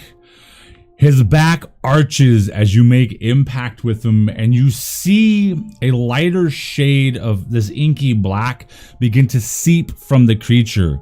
It twists its head up, and you notice that its head has got this kind of strange skull-like shape to it, and its jaw drops down. As its jaw drops down, the most hideous kind of a sound exits out through the woods. Go ahead and roll damage. Oh, that's not low. 5. 5. That is not very good. We are rolling like gods tonight. She's a gnome. She's Dead about gods. this big. I'm sleeping among the dead. You, Cedric, you hear this. Belton, you hear this. Talina, you hear this ungodly screeching sound escape this creature's mouth. As Regina strikes it, the creature stands twisting, almost macabrely, as its body shifts around and it rises up to its full height of a little over 8 feet high. Oh, You notice that the figure is this distorted, gaunt, thin, almost a thin man kind of shape. You notice that its legs bend at the knees in the opposite direction that you think should be natural, more like a bird. You notice the face kind of shift towards you. You think you could see where there might be eyes, but what scares you is the sloping inky darkness that's lacking definition as it comes down. You see it shift and open up in a beak form, and this thing all of a sudden you realize looks like a macabre, twisted, featherless bird of prey as it stands looming over you. Talina, you hear this and you notice the wagon stops.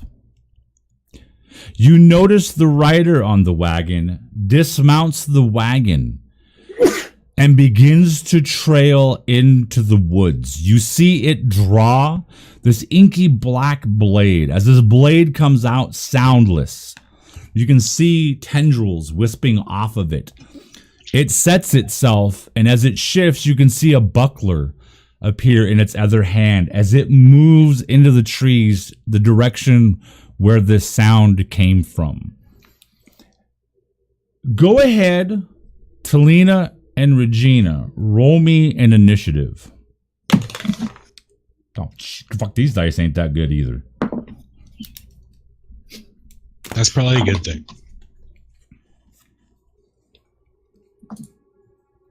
Those dice are going away. So we're gonna start. Talina, what did you roll? 4. Oh, that's great. Regina? 19. 19. All right. So as this creature spins on you, Talina, you find that either fear, which you can definitely feel the icy tendrils of fear stretching and running up your back, your skin coming alive, and you can feel those goosebumps rise up underneath the cloth and armor that you may be wearing. But this jostles you into action. You realize that you've committed, that it's far too late for you to sit there and say, I'm sorry, my mistake, and turn and walk away. And so you get first action.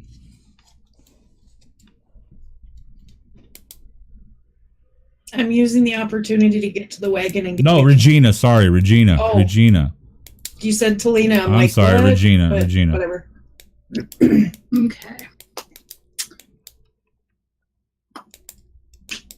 I'm going to stand and fight it.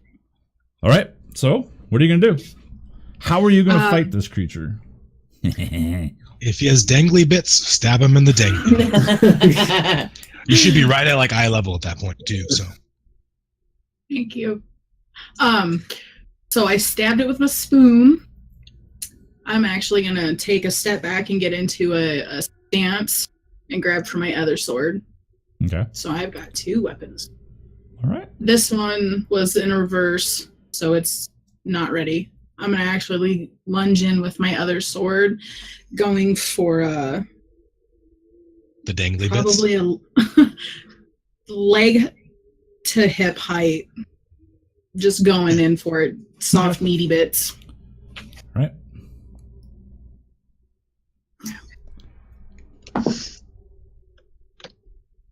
$11. 11. You stab forward, and the thing almost knowingly shifts, and your strike hits nothing but the air where he used to be, and then he slides back in to position. Oh, these dice are good. Not good when DM gets excited. I hope you guys enjoyed the campaign, because I think we're all about to die. Unbeknownst to you, you did not see it at first. And when you recognize it, it is entirely too late. A great clawed hand. It almost looks like it ends in like an eagle's claws. Black, inky. You can see the air rippling as it comes towards your face, your neck, your shoulders. You can see tendrils. Everything slows down. And you can feel it begin to rend through your flesh. You can feel your flesh beginning to loosen from the bones. You can feel that warm, thick, viscous blood drip down the side of your face from your neck down into your clothing, under your armor, and against your skin. It warms you, but not quite in the way that you wanted to be warmed.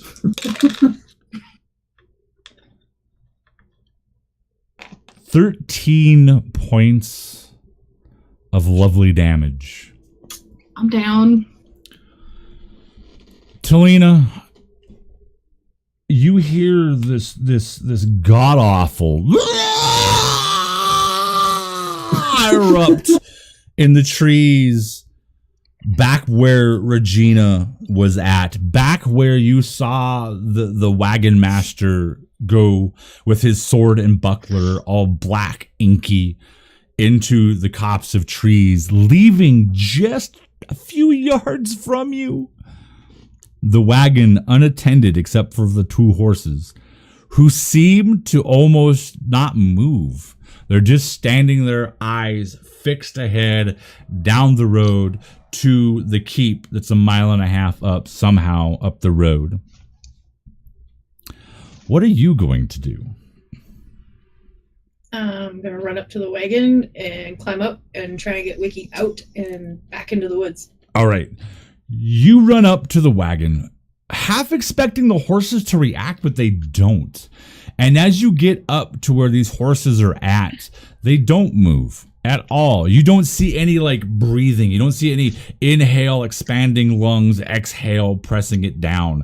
They don't, for any intents and purposes, don't really seem like they're alive. And you bound up into the wagon, planting a foot on the wagon wheel, the inky black wagon wheel. And when your hand hits it, you feel an icy, chilled wood texture under you, which in a weird way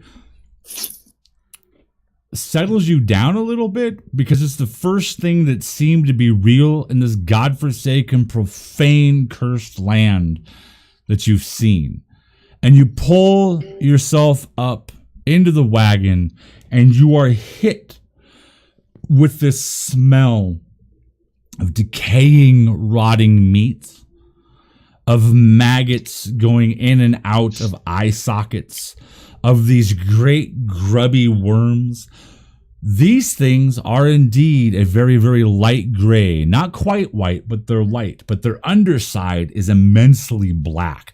But you can see these finger-like little small feet as they wiggle around, every once in a while stopping, and you see this great sucker come out of them, affixed to a piece of rotting meat, and suck off of it. In the middle of this, you see Wiki, but your first concern is a Constitution save to see if you manage to keep from hurling all over the damn place. Boo boo, you picked the wrong time to come up here, buddy.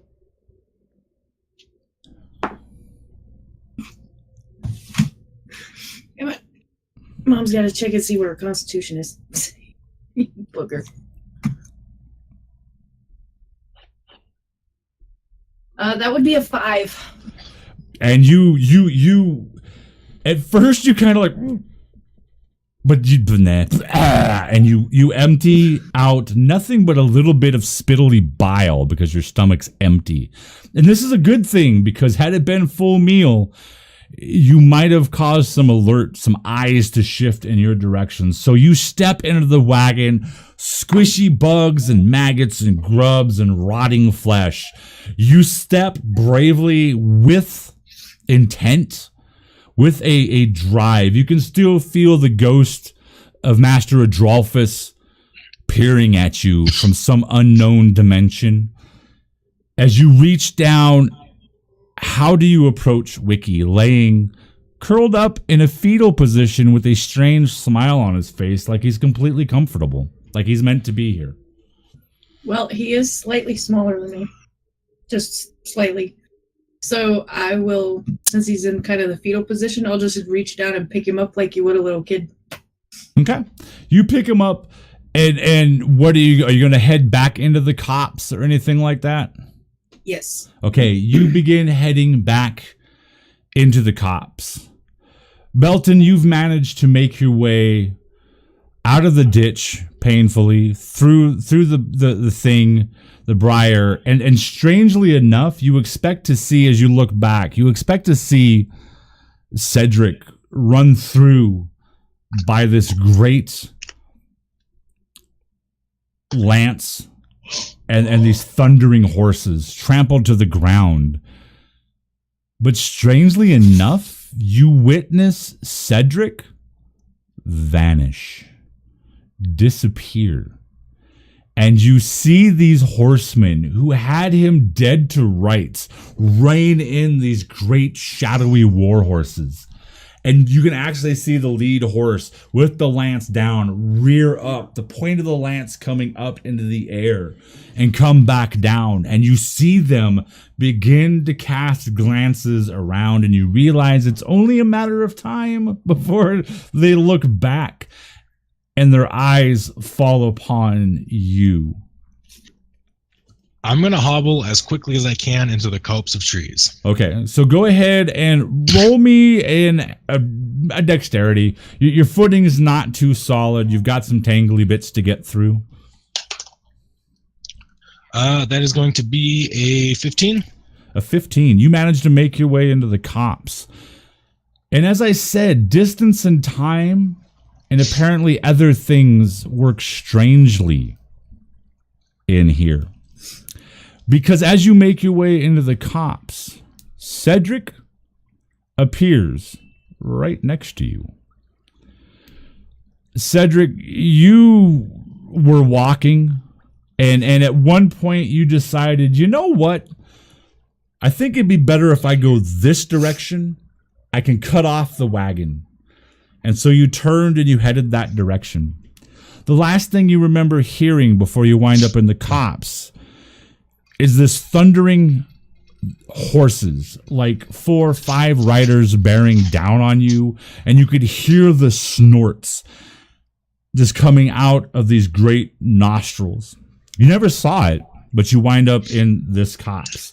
The two of you see in front of you this great bird-like creature looming over what appears to be Regina's body down on the ground, as if it is getting ready to bend down, put its claws on it. You've all seen eagles and birds of prey claw down on something and begin to tear chunks of meat. That's what this thing is getting ready to do. You notice another figure off to your right-hand side that seems to be with sword in one hand, inky black, wisps coming off of it, buckler in the other. You can't make out a whole lot about it, no facial features. It has now spun as if something has caught its attention from back the way it was coming, and it spins and turns and goes back that way. Beyond it, you can see that it's moving towards the wagon. Regina is laying with this creature about to begin ripping her apart. You can see while she's down, there remains to be a little bit of life as a very shallow breath is taken in. Regina, roll me a death save, please. I forgot what the 10. death save- 10. 10. 15. That's a 15. That's All right, a save. so that's one save. So, Belton, Cedric. How far is this bird-like creature from us? This bird-like creature is completely unaware. He's got his prey at his feet, so he's literally within maybe 10, 15 feet from you guys. You could close Those the gap 10, and 15 attack. feet? Yeah, 10 or 15 feet. Well, should we roll initiative or? Well, if you're intending to attack, he's unaware of you. Yeah. I will give you I'm each gonna- a free attack. Hey, Surprise. I'm gonna- If I got my it's sling. at range, if it's at range. If you close with yeah, them, I've got then my sling out. yeah.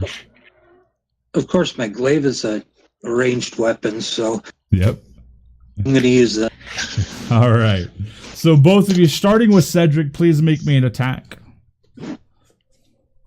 Am I rolling at disadvantage again? No. Oh, cool. 4 is 18. 18. You slam your glaive home. It slices almost like butter through this inky black shaped bird of prey with wisps hanging off of it. It seems like it's a bald eagle.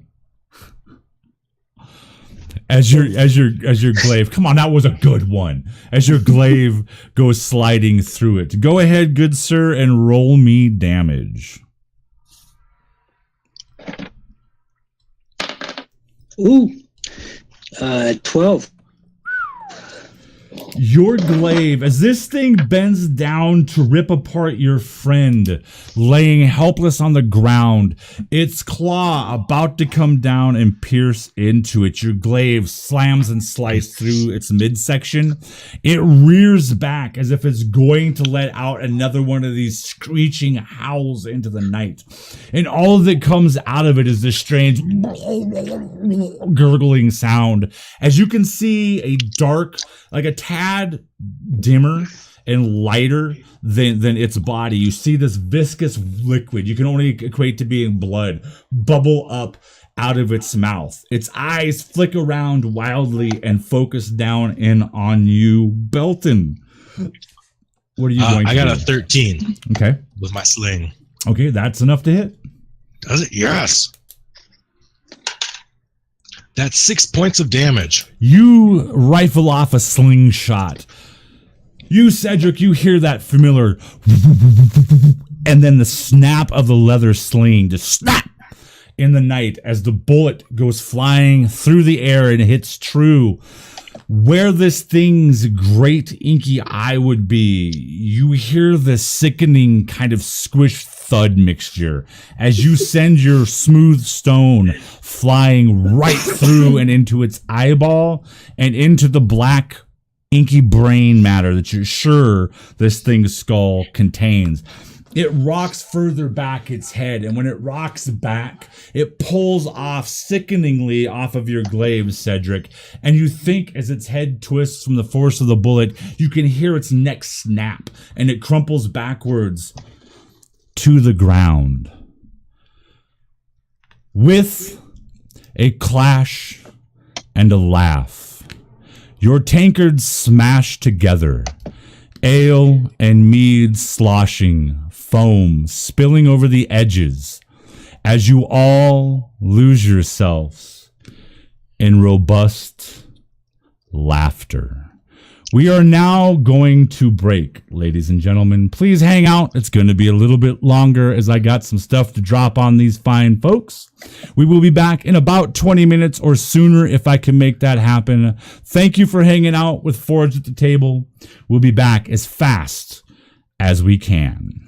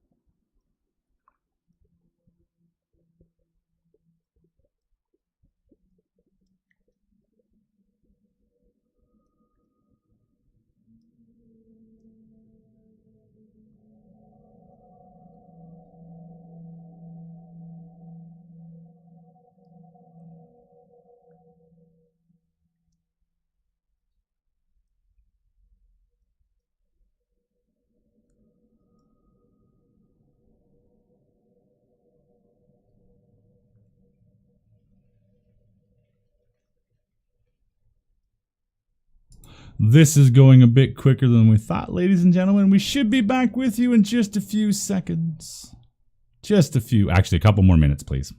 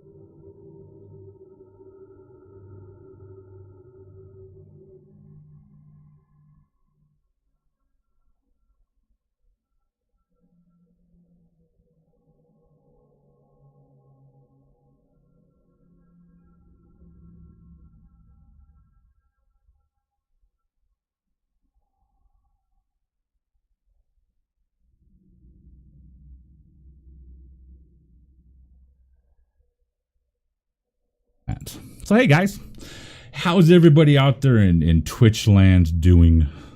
The players are currently looking over some stuff that I just gave them to peruse.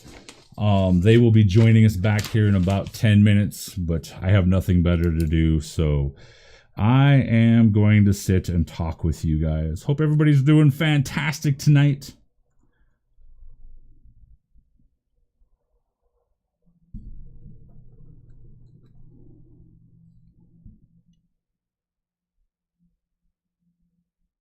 I see Swarmzy out there.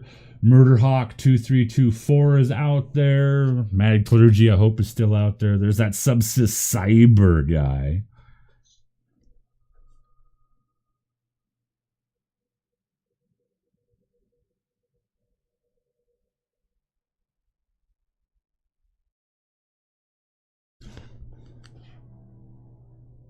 "12 items is tough." I hope you guys aren't disappointed by the amount of work you're going to do for those characters on the 24th, only to have you guys die in like the first 15-20 minutes.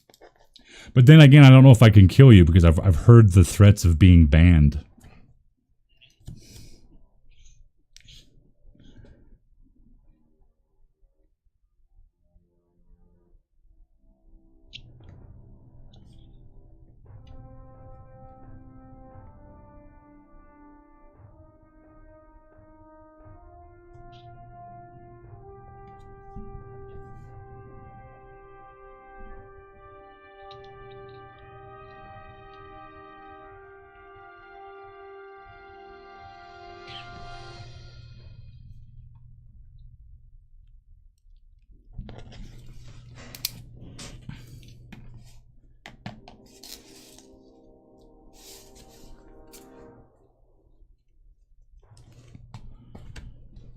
The important thing is, Rainy, is just to keep your eyes focused on your studies, man. We'll get you into a game.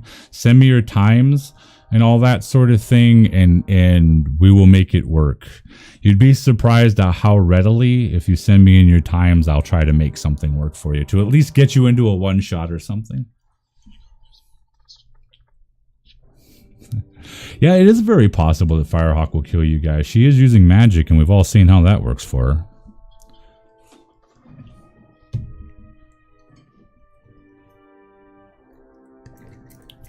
These guys are just about ready. You guys pretty close to ready? I'm talking to my players. Okay. All right. There's been some changes. I've been thinking about, I'm talking chat again, I've been thinking about doing this sort of thing and for a few years now, and I finally decided that with the wonderful tools over there at D&D Beyond and the ability to do some things through streaming to make it simpler, I figured now was the time to try out this technique, and I think it's going to work pretty interesting. I think it's going to be kind of shocking. I think it's going to be pretty cool. So I'm going to disappear really quick. Once I got 2 players missing. Once they come back, I'm going to take 2 minutes to pull away and talk to them about something very, very important. And then we will go back to being live. We probably have another 2 hours maybe to go in tonight's game. Like I said, if you are interested in joining in on some of our games, ladies and gentlemen, you can find that information down below. Why am I doing this when my camera's not on? You have the ability to jump in some games. We love running games for you guys. I am working on gathering up some more dungeon masters. Connor's going to be running a game eventually. He doesn't not realize that, but he will be, because I'm not letting him get out of it. But we do have Stump-O-Matic jumping on the 29th, running a one-shot. I'll be running a bunch of pop-up stuff. We want to get you guys into some games. So that information is down below. You can also have effect on tonight's game. You can find that information down below. And in case people did not realize, here's the big announcement. If you weren't available on Discord earlier today to hear about it, we are in the process of possibly getting ready to get some Forged at the Table shirts. These will be black, heavy, high quality cotton shirts that will have our circular logo that you can see right in front of you emblazoned on the front right part of the chest, and on the back in quotation marks it will say something to the effect all about the tabletop. That is one shirt we are working on, but we're also working on what is going to be a pre-order limited edition. I am talking to a pair of artists right now, and I think we might be closing in on it. We are going to do a wanted poster t-shirt that on the front, it shows a demonic twisted turtle, and it says wanted for murder, Bubbles the turtle. And then on the back will be an innocent looking, polite, scared turtle peeking around a tree. That will be a limited run t-shirt. So when we get those in the pipe, I will announce it to everybody, especially the turtle one, because like I said, it's going to be limited edition, and that will be a pre-order shirt. Just so I know how many to order. Both of those shirts will probably be somewhere in the $20 to $25 range. We are also working on getting some dice bags done and some other odds and ends of pieces.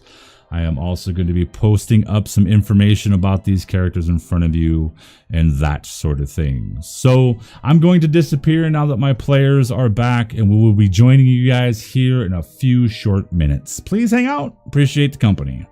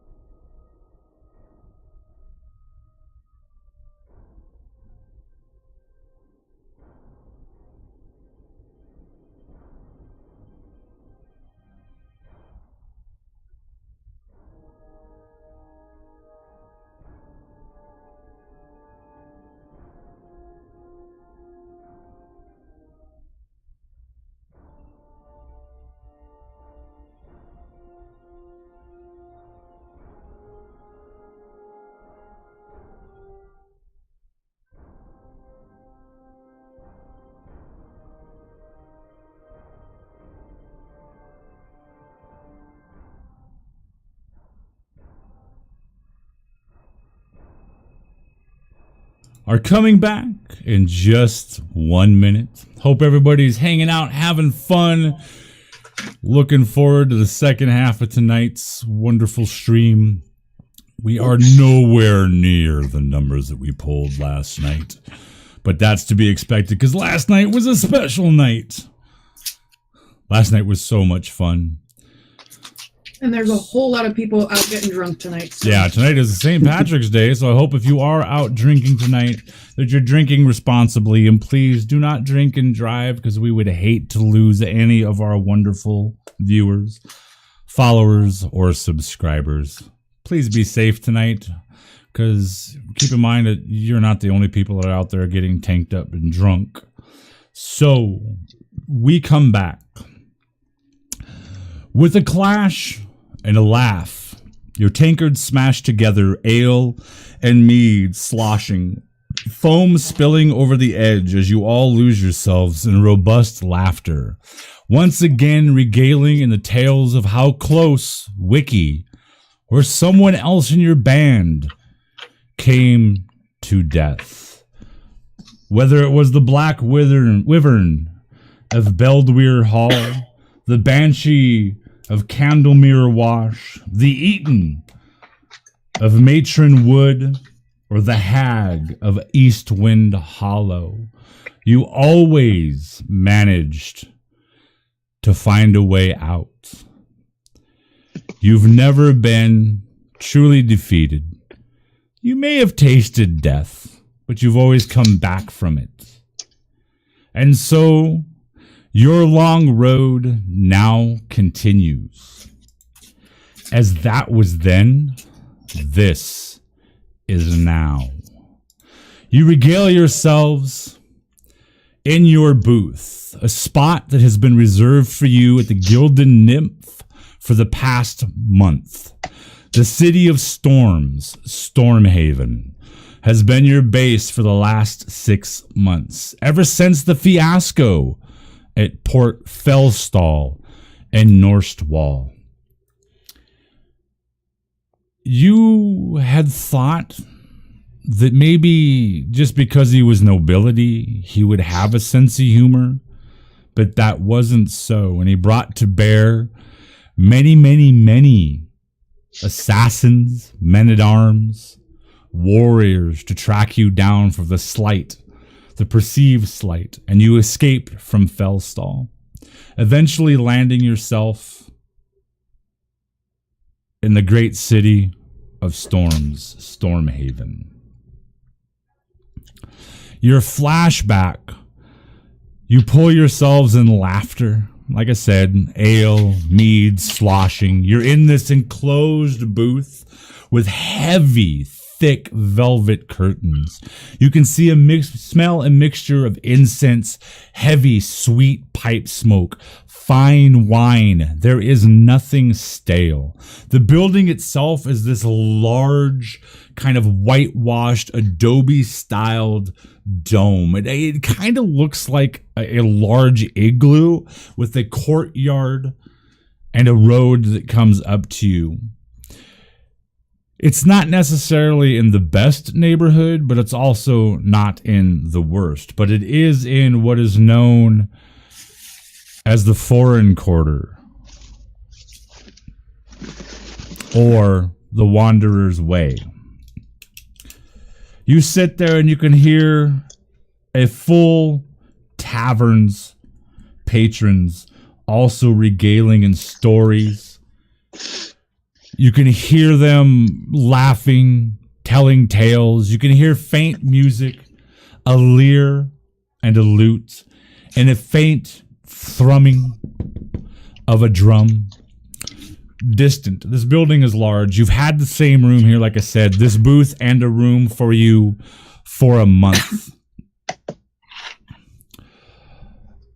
You find yourselves again laughing over that latest fiasco. It almost fades into your minds exactly how it was that you managed to all get out of the Vale.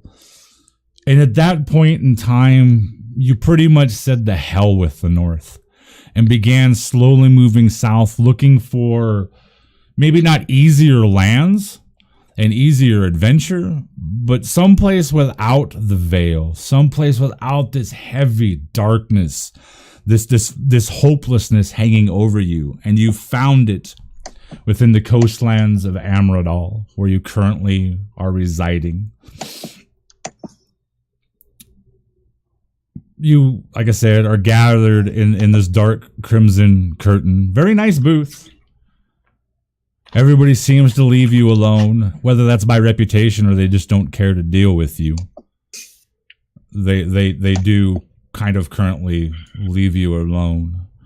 The bartender or the barkeep, the person who seems to own this place, is Azura Artana.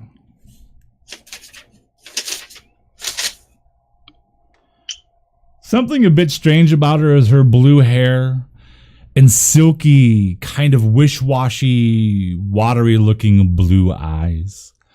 The reason why you guys have not had to pay for this booth or to pay for your rooms for the past months or for the months directly ahead of you is in her basement on a dark, stormy night when the Port of Storms was being lashed by a particularly nasty storm.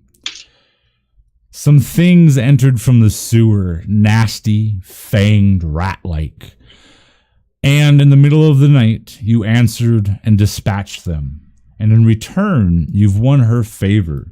But there is definitely something about Azura to let you know that not to push it would be the wise thing.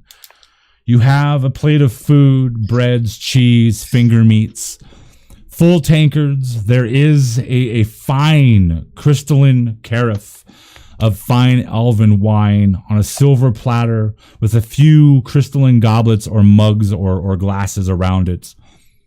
And you're there, regaling in tales.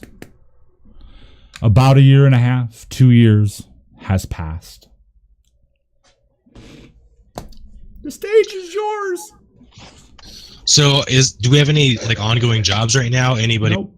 here? We've just kind of been relaxing the last month for the most part. Yeah, your travels from the north have led you literally to battle a wyvern, a banshee, an eaton, a hag, and a few other things, including the ratkin kind of creatures, which you've never come across before. These creatures, you've heard people refer to them as Retherum, and have mentioned something about the Empire of the Crimson Throne and some forsaken lands far to the east. You've heard other whispers about this stuff, but you've put it out of your head because for the first time in the past 2.5 years, you guys have been able to relax for a little bit. You haven't really been searching for jobs. What you have accomplished is put enough coin into your pocket. You haven't had to pay for food, wine, drink, room here at the Nymph since you've been here, since you've served and did this great deed for Azura. But your coin purses are now beginning to get a little thin. When you lift them up, they don't jingle or jangle. They more tink, if that. So a job might not be a bad thing, but you do find yourselves enveloped in the robust, thick velvet curtains that are thick enough to, and they're nice enough to actually mute out a lot of what's going on. But some of that stuff does seep through. So you hear laughters, you hear the clanking of mugs and glasses, light music of a lyre and a lute and a drum, people walking by. The staff of this establishment is extensive. This building has been rumored to have maybe 100 rooms in it. It is a giant inn. Although you've never found that out. You guys actually hold main floor private rooms. There are 5 or 6 private rooms back in the back area of the inn. They leads off in some hallways that lead off of the pantry, the 2 different kitchens, some of the storerooms, Azura's private quarters, Grill Mesh Farwalker's quarters, who you guys are quite familiar with, and a few other of the current employees. But you've been relaxing for several months, and this relaxation has thinned your coin, thinned whatever wealth you may have made. And so maybe in the back of your minds, the idea of maybe finding some new coin, a job, listening for rumors of some great evil, that sort of thing. Because you guys do have a bit of a name. You've actually heard people whisper almost under their breath, the Veil Walkers. The Veil Walkers. The Veil Walkers. Your bonds have grown tight. You would all most likely lay down your lives for each other. Not something to be taken lightly.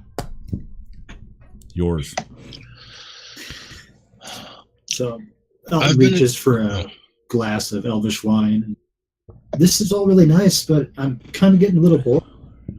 That's the word. I am getting bored. We are sitting here too much. Love the ale, love the ambiance. I want something to do. Yes. Exactly. It's definitely getting, as nice as it is just to relax for a bit, it is starting to get old. I'm gonna reach back, grab my coin purse, and shake it. Yeah, I think we need to go do something adventurous again, you guys. I think it is agree. about time. Money is getting a little tight. Cedric, Do we what know say you? of...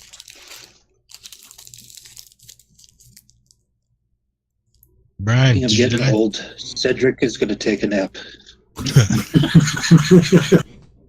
You got some life left in you. Come on, just one more adventure.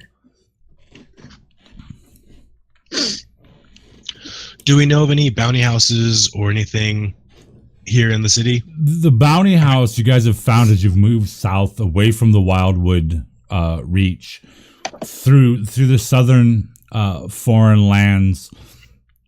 That the concept of a bounty house or of a ward house is something kind of unfamiliar down here in the more midland range of the realms of Aethelm.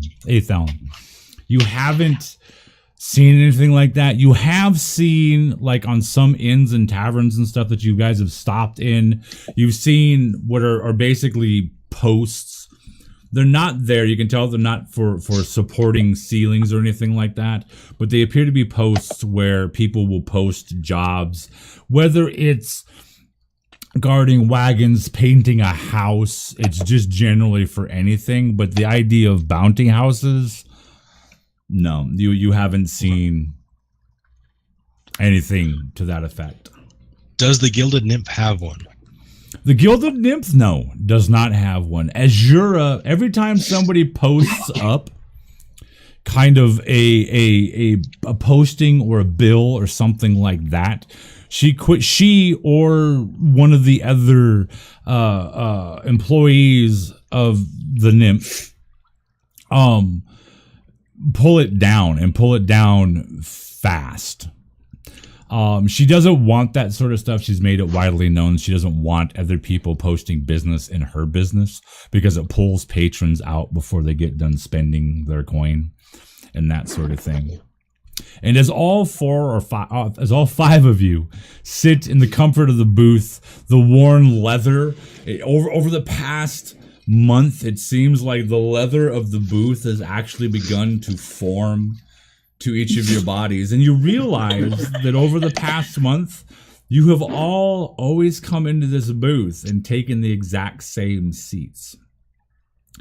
And as you begin to talk and try to figure out some way of increasing the amount of coin in your purses, the dark crimson velvet curtain parts, and a familiar and large head of Grilmesh Farwalker, a very dark, dusky-skinned, grayish-green tinged face of the Furbolg waiter that has become a sort of butler to your band, looms through the curtains.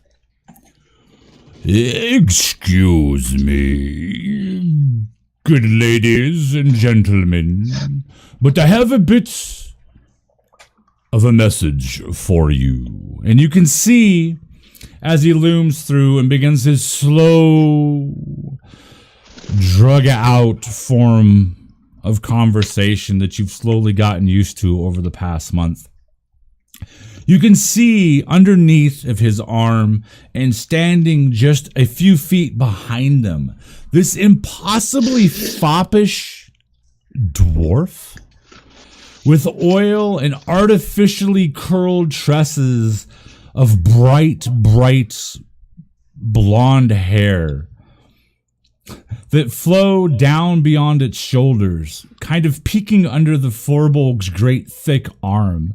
You can see a full and rosy-cheeked creature, the scent of perfume and makeup, strong enough to defeat the scent of pipe smoke and incense and ale and everything else, that of roasting beast and stew, that wafts under the Furbolg's underarm pit and into your sanctuary.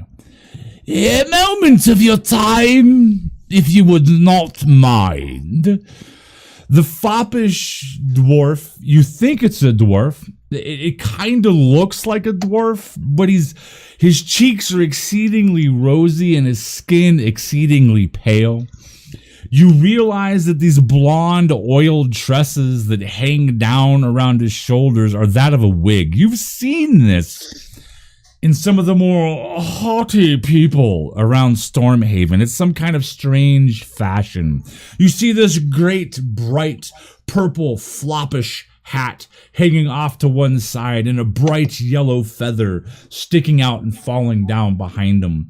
You notice that he's got a side cloak on. This is another fashion that you haven't quite gotten a hold of because the cloak only goes down to his waist and it hangs directly over the side. You know by looking at these that if he was to pull it straight behind him, that it would just hang off of his back. It provides no actual protection from anything. But he's wearing one, and it's striped gold and royal purple. Very, very satiny, and then the purple being very velvety. His clothing probably cost more than you've gotten paid for the last 5 jobs you guys did. Easily 200-300 gold just in the clothing. And yes, just for a brief moment, the idea of welcoming this little foppish dwarf into your confines, getting him drunk, and when he's unconscious, stripping the clothes from him and selling them seems like it might be an easy job. Excuse me, but might I have a moment of your attention? I have a business proposition. And you can see the great Furbolg that has become your butler over the past month kind of look down annoyingly at this little foppish dwarf, scrunch up his nose. It would appear that he is ready to speak. If you get tired of him, please let me know, and I will have him removed. Good day, ladies Appreciate it, and Grommash. gentlemen. And he turns, and this little foppish dwarf steps up the table. Like I said, I always represent some people who have some business. We have heard that you are quite able adventurers, and you may be able to help us. And you hear this thick, heavy shing, like this, like coins being held in a leather pouch, being lifted off of a hook on his belt. He brings up this pouch that's about the size of Cedric's fist, which is a goodly sized fist, and sets it down on the table in front of you. You can see on the black leather coin pouch, a pair of crossed hammers over a stoic and grand peak are embroidered in fine thread on the small leather pouch. He pushes it with this silk-gloved hand, a bright purple. Just the scent that's coming off of him is expensive but overpowering perfume. Like he bathes in this. The smell of the makeup, and you realize that on top of everything else, that the oils and everything, and just the scent coming off of him reminds you of a very high-class whorehouse. You've been by a few of those. You've probably spent time in those over the past 2 years. But that's what it reminds you of. But there is no way in hell, not even Cedric, would consider this a viable target in such an establishment. Yeah, and Cedric is going to pick up tremendous sneeze. You're breaking up on me, Brian. Yeah.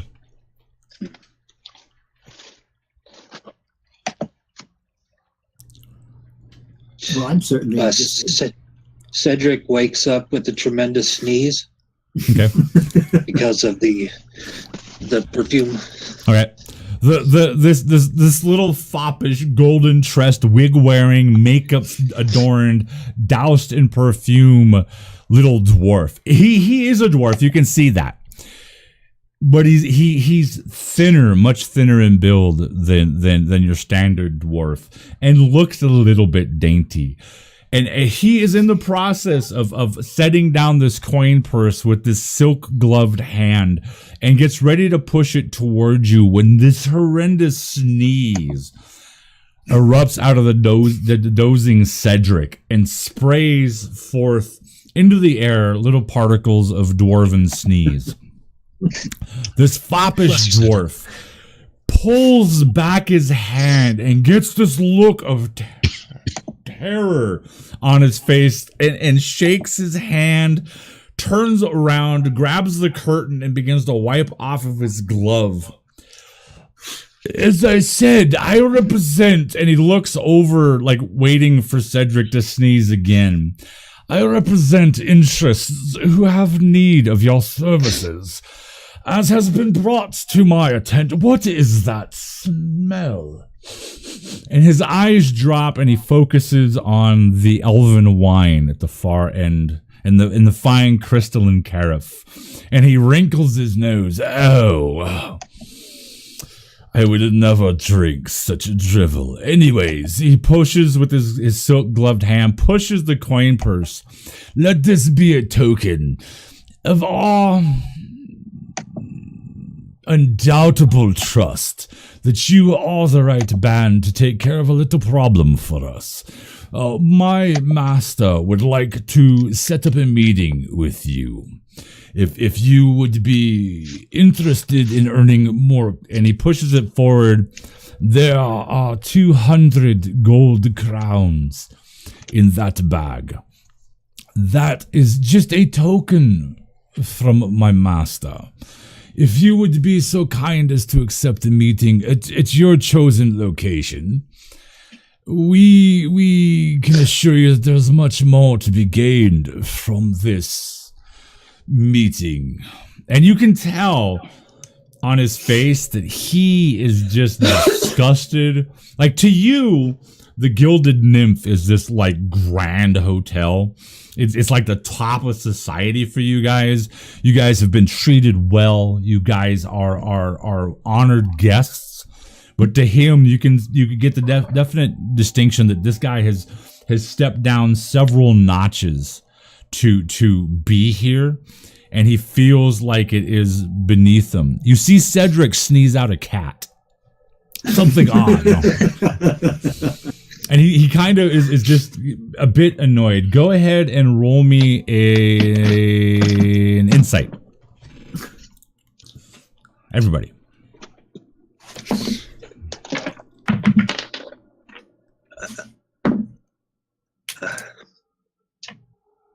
$17. We're going to start with Talina. 4. Cedric. 20. Regina. 20. Bolton. 21. Belton. 21. And finally, Wiki Wobblefizz. 17. 17. All right. Everybody, but I believe Talina, notices this creature. It's almost as if he's biting his tongue not to talk down at you. He's trying to lower himself to your level, and you can see that there is indeed a discomfort in him, and that he is, however, telling the truth, that he is here on business. Sorry, my manners. So who are these interests you represent then? I represent personally Magnus Longhall. He is a bit of a collector. He works for those above him, which are out of my reach. And when he says this, he gives off this air like he can't believe that somebody's beyond his reach. My good Lord Magnus wishes to meet with you about adding something to the collection of his employers. I don't know anything beyond that, but he was hoping to meet with you sometime in the next week at your leisure and at a place of your choosing. You're paying a lot of money. How dangerous? As I said, I don't know the particulars of what it is that my Lord Magnus... Oh, so you're just the errand boy. I serve a greater purpose than just an errand boy. I am a messenger. I am vital to his lordship's business dealings, or I would not be here. Still an errand boy. So a message boy. Well, So I am sure, guys. and he reaches out a silk glove hand and puts it on the coin purse. I am sure that I can find others suitable if you do not have interest in my lord's proposition for a meeting. 200 say we gold didn't have crowns to just meet with a man seems too much to me, but oh well. And he begins to pull the... We're okay to meet with the person you're representing. We just want to be clear who we're dealing with right now. And I have told you this. You only need to know that it is with Lord Magnus Longhall. Ask around. You just got out there. I didn't catch any of that.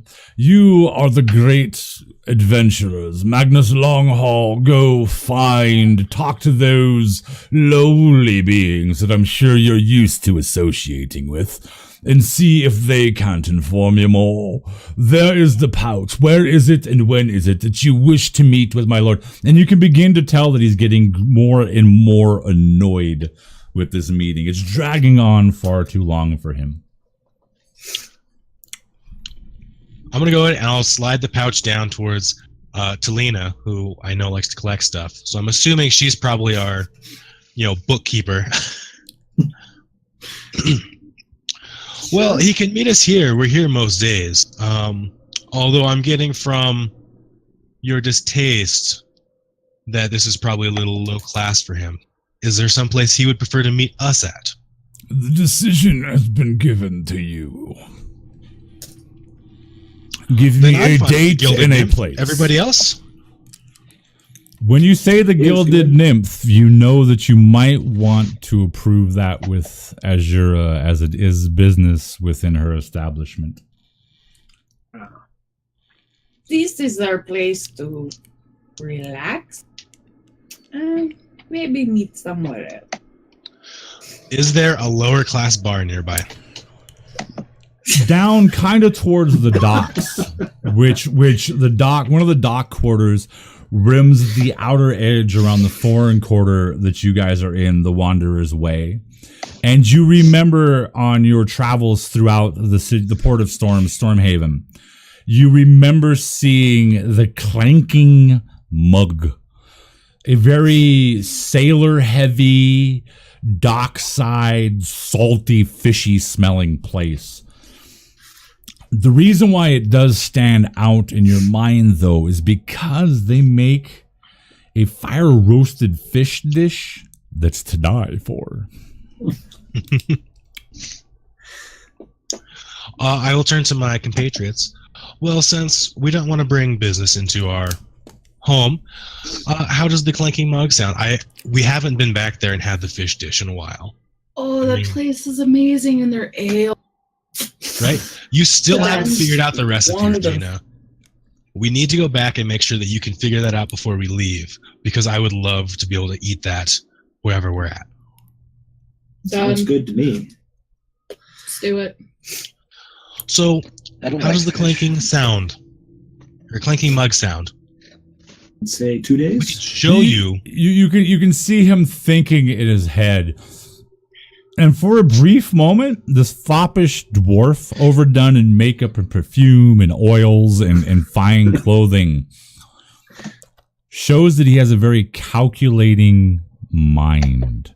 And you can see in his eyes as he's going over what seems to be all the quarters within Stormhaven with a great knowledge. Well, yes, I know of the place. I will pass upon the message to Lord Magnus that is the place you wish to meet. What day? What time? 2 days from now at dinner? 2 days from now at dinner. So say 6 in the evening. Is that suitable? Perfect. I will pass this on to his lordship. I shan't see you in such a place.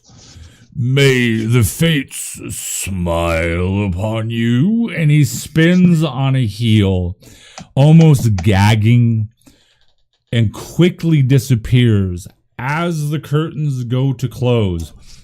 These great gloved work hands pull him open, and Grillmesh Farwalker, the great Furbolg butler with deep earthen tones and gray tinged skin, peeks his head in, very thick brown hair draping down. Everything about this guy looks like he could walk into a forest and vanish. But he works here at the Gilded Nymph, and like I said, for the past month has been your guys' personal butler. He sticks his head in. Excuse me, is all okay? Yes. Perfect. Is there anything else I can get you? No, Grillmesh, I don't believe there is. I think we're okay. We're all good for Is the moment. my impersonation of the little foppish freak, is it good enough? And he fixes you with a look. I'm trying, it's not the easiest thing. The little uptight bastard gave me the creeps. If there's anything else you might need, you know where to find me.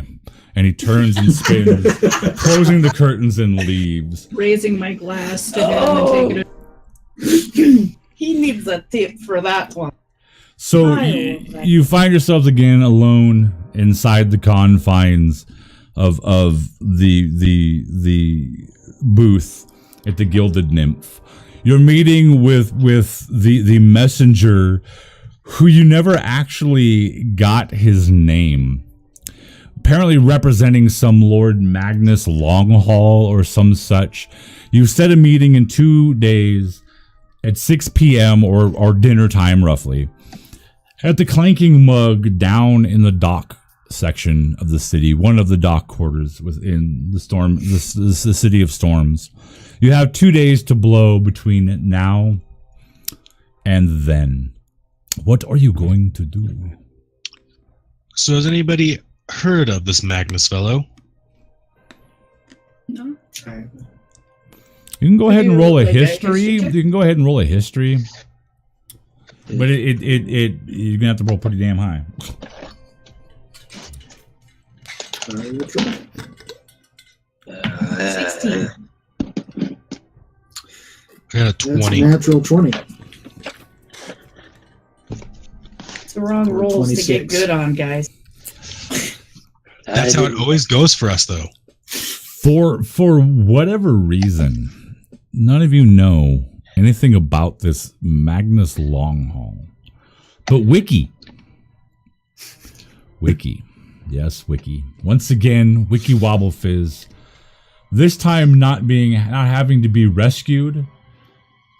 Remembers somewhere somebody mentioning something about a great giant man named Longhall. That he was indeed a bit of a collector.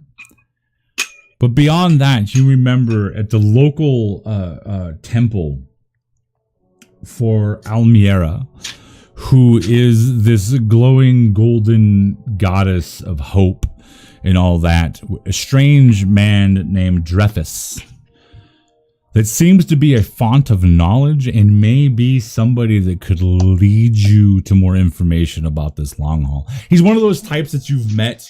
You've been kind of searching through the city. You've only been here for a short month, so you're kind of looking through the city, looking for temples, things like that, and that sort of thing. And you met this man, and he seems to be a font of knowledge, and he has a bit of an like darker side. He's one of these guys that you think you might be able to.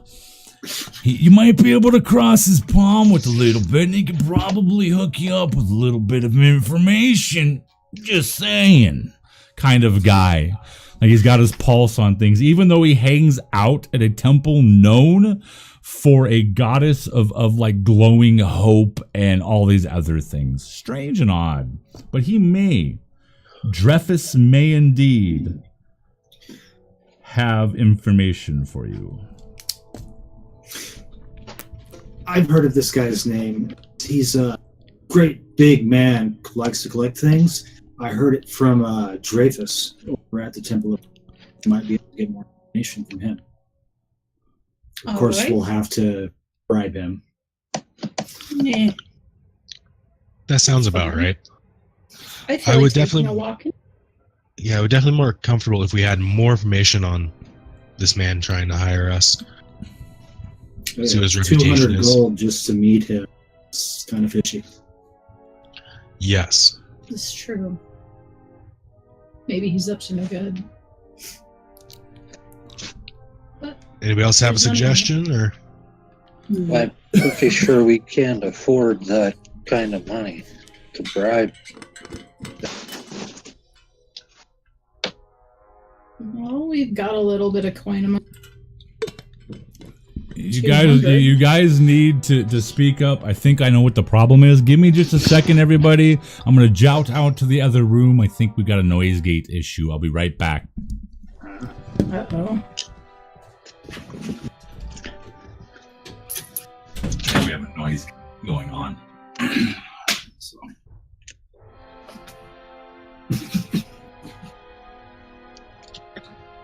Whenever things begin, you need to check. Yep, right there. See that right there? Yeah. We'll close that down. There should be no more cutting off. What's happening? People's voices get too low. Gate cuts it because it's set to a certain decibel level. Oh, okay. So that should take care of that problem. Yay. Okay. All right, I'm back. So we should have enough money. I can't imagine he'll take too much of a bribe, but I don't really know who we're trying to find out about. So That is true. Well, that's small. what time is it right now? Probably 3 o'clock in the afternoon, 4 o'clock in the Okay, so it's afternoon. still fairly early. So this is more like a late lunch that we're having, Yeah. dinner or something. Yeah. Well, did anybody else have anything they needed to do, or should we head over there now? As long as I can take my ale with me, I don't care. Let's go. Sounds good. let's head and talk with him now. Yeah, No, I'll something go like because that. if I leave again. So you're gonna make your way off to the kind of temple quarter to find Dreyfus. Yes. You spend as you get up to leave, and exit out of the booth, the great grand tap room, and you've heard this place talked about, the Gilded Nymph. You've heard this place talked about by many people outside of the Nymph, and this tap room is enormous. It's huge, and there must be 150 patrons in here tonight. And as you part these great thick velvet curtains that you know are kind of designed to hush out outside informations. This wave of noise, of laughter, of screaming and yelling, people playing games, throwing daggers at target boards. Another side over, you've got actually people throwing darts at boards, people gambling, drinking, eating. You can see patrons having the wildest of times. There are 2 different stages set up, and the place is big enough and designed in such a way that the music from one stage doesn't cross over to the other stage, and you make your way out of the establishment into the kind of slightly overcast, dim gray light hanging over the port of storms of the great city of Stormhaven. Stormhaven is probably 20 or 30 quarters within the city. At the height of trade season, you would easily see 150,000, 200,000 people. This is not the height of trade season. This is past trade season. This is late fall. The harvest has been come in. You, if you were in the north, would be expecting a chill in the air, but you're far enough south that there isn't. So right now there is probably 100,000 people within the city, and you make your way through and around and winding streets, passing numerous different businesses into an area that is shunned by many, enjoyed by others, known as the Temple District, the quarter of worship. And you make your way through, and there's a dazzling and dizzying array of scents and sights as you go through here.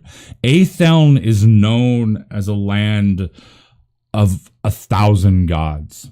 There are, of course, the big grand gods going all the way back to the fallen Allfather, the first god, the Titans, his children, all of this. And there are great and grand gods worshipped in these lands.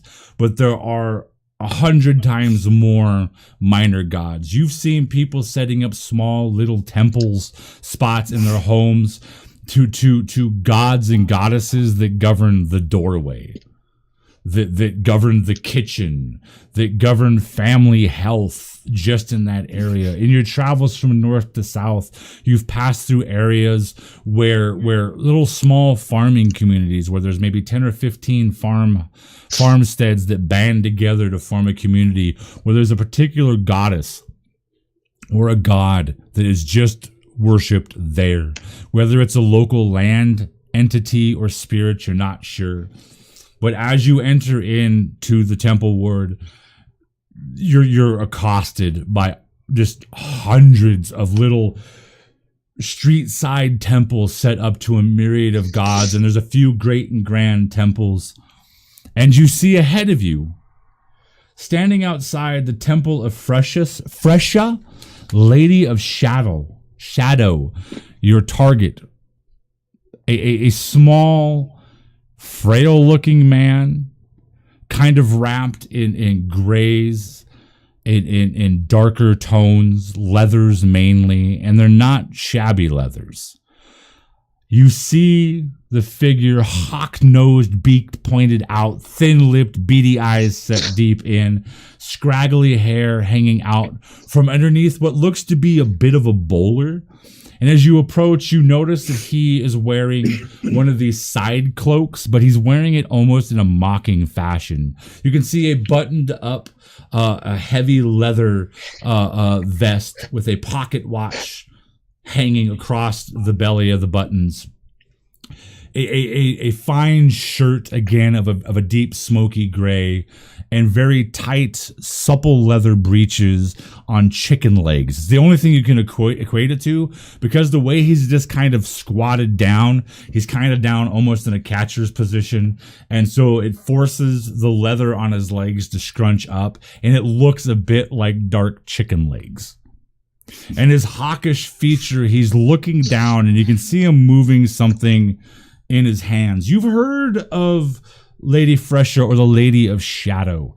She is one of an array of trickster gods, deception gods, gods that you would assume would be worshipped and held on high in assassins' quarters, in great thief guild halls, that sort of thing. And as you approach and you see this hawkish, long-nosed, thin-lipped figure with very almost disturbingly pale, light-colored skin and a very thin, dark, pointed strip of a beard hanging down, he kind of cocks an eye towards you, lifting up an eyebrow. What you need there, little one? We're needing a little bit of information. He kind of, when you say this, he kind of casts his head around. Information, you say? Now you're talking my language. This is something I think we can work on. Let's step inside my office, so to say. And this is the first time the other four of you have ever met Dreyfus. You might have heard Wiki talk about Dreyfus in almost hushed tones, but not often. So this is the first time you've ever met this individual, and you immediately get kind of the willies, because as he stands up, he's very, very thin, and what you mistook for frailness before is quickly replaced with an ease of movement. The four of you go ahead and roll me an insight check, just to see if you can read him a little bit better. Starting with Talina. 3. Cedric. Oh, 13. Regina. 6. And Belton. 17. So, Belton, you're the only one that really gets a kind of a feel off of this spindly, kind of thin individual. When he begins to move, he moves very cat-like. He's thin, and while at first you see that he looks frail, when he moves, you almost see that frailty fall away as if like a sham. And he moves very feline-like. That frailness, those chicken legs, are very taut, tight, athletic muscle. Whereas before he looked older, that falls away as well, almost as if it was a sham. And that age is replaced with a knowing youthfulness, maybe in his late 20s, early 30s. Yeah. Follow me, Wiki. I think we can do business. And he ducks inside of this heavily shadowed alcove. And you see wisps of incense smoke spinning out and over the alcove. And this is the first time that you've actually realized when he says alcove, there's no building there. There's just like a copse of twisted, almost juniper. Have you ever seen a copse of juniper trees and the way juniper can kind of twist and that sort of thing? And you realize he's leading you kind of into what appears to be a park. And inside there is an almost artificial shadow area. And he kind of dips and disappears inside of there. But you can see these wisps of like incense smoke coming out. I'm going to lean over towards Cedric and Regina and just whisper in their ears, keep an eye on him. I think he's more dangerous than he appears. I turn to follow him. But he's so skinny. Are you sure? Yeah, skinny like a predator. All right. So are all of you going to make your way into this little kind of wooded, little looking strange alcove? Yeah. As you dip into the alcove, almost immediately you feel stuff brush against you and you hear this like shimmering as you realize that you're walking through a curtain of very thin metallic coins or discs.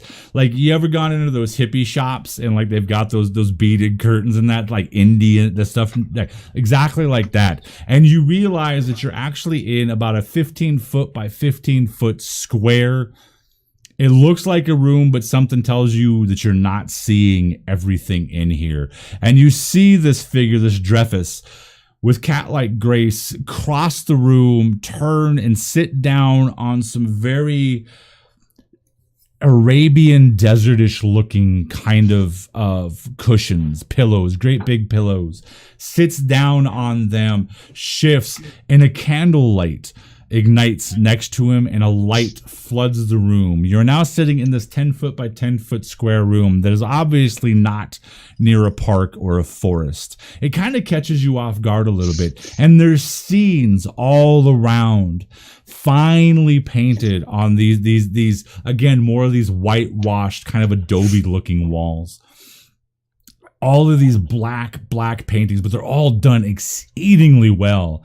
But every single one of them is somebody getting a purse lifted, a figure sneaking out of a second story window, and somebody unbeknownst getting a hand drawn across their throat. You even pick out one where it looks like a series, almost like a modern day comic strip, where it looks like somebody taking a drink across the table, challenging somebody, and you get this distinct air like it's telling the story about poison and a lesson being learned, and the person drinking the wine and realizing, the lesson giver realizing their mistake and dying from the poison. You see that. So these are all over. There's murals all over these rooms. And he sits down. So, Wiki, who are your friends? This is Regina, Talina, Cedric, and Belton. All right. I'm actually out. You're outside? Yeah. Okay. So the three of you, along with Wiki, are inside. All right. Those seem like sound names. So you say you need some information. This is your lucky day because I happen to have an excess of information. And his eyes are kind of flicking around. He seems like very skittish. But then again, there's something calm about him. And you realize that the words that Belton said, that this guy is probably dangerous, you definitely sense that. So, Wiki, what's this information you need? We've been contacted this long. Oh. Yeah, you broke up. Yeah. Okay. Go ahead. We've been contacted by this long. He's breaking up again. It's breaking up again. You've been breaking in and out over too. I bet you anything's our lovely internet connection. So go ahead. Okay. We've been contacted by one Magnus Long, and we're attempting to see if we can get some more information on it. As he's sitting on these very fancy silk kind of fabric pillows, you see his foot just kind of push forward. This at first you think it might be silver, but then you realize that it is a golden bowl gilt with jewels and platinum. This bowl in and of itself is probably worth more coins than you brought easily. Because as he pushes it forward and slides it out towards you with his foot, very, very gracefully, you can see the sparkle of coins, maybe a small handful of faceted gems, pieces of jewelry. You know, Wiki, this is the way this kind of works. You gotta make an offering to the Lady of Shadows before the shadows will talk, if you catch my drift. Turn in motion for the pouch that we.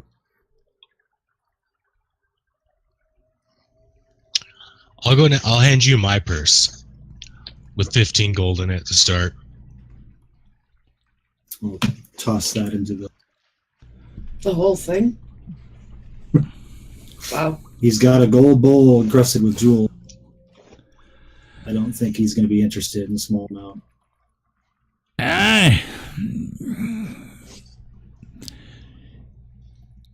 Yeah, there's a guy. Now, I'm going to tell you this. You got to keep this on the down low because I don't want to extend my own neck all the way out there. But there is a guy that is indeed known as Magnus Longhaul. There you go. I confirm that for you. That's worth easily what you put in there. And his foot extends out, and his foot kind of tips forward with the toes and pushes the bowl a little bit closer to you. And you can see the look across his face is you're going to have to do better. I'll turn and look at the others and how much you want to pay. How much is this gonna cost? They lost you. If this is information that we find out elsewhere without paying 30 gold, we can pay it elsewhere. If the man is well known, it's not well known. It's not like, it's not like I'm asking for the entire 200 crowns you just got or nothing like that, I'm not asking for that, but the Lady of Shadows, she holds back stuff, and you gotta, it's not payment. You're thinking about it all wrong. Don't think of it as buying information. Think about it as making a willing donation to her humble temple here and getting a blessing back in return. You've just been given a minor blessing because she speaks through me sometimes. And he rolls his eyes back, kind of like the Undertaker in his head. Yeah, she speaks through me, so you make a donation, you get blessed.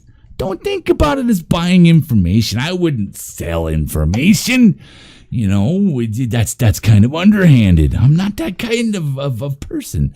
I just. And he nudges the bowl like one more tip forward, and you can hear some coin in their shift. How did you know that we received money?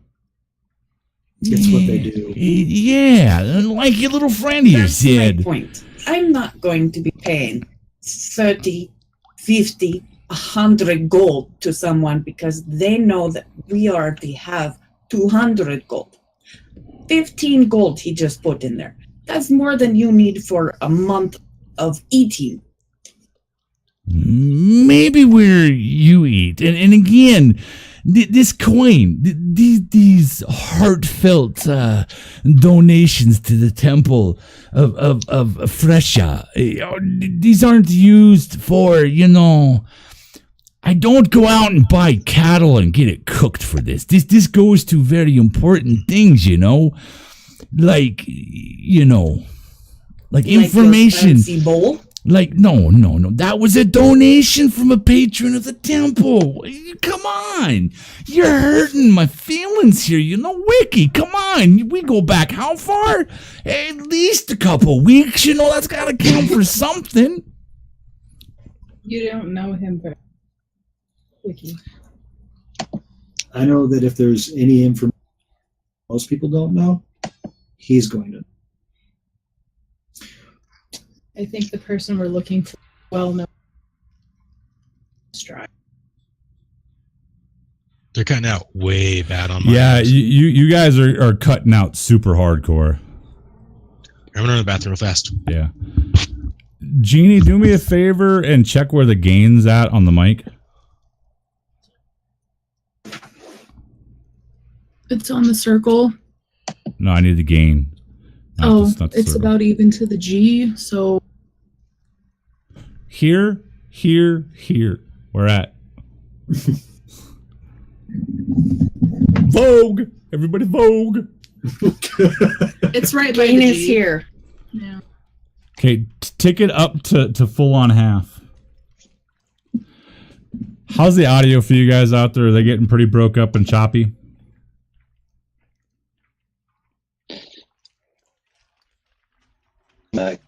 Broke up audio from everybody.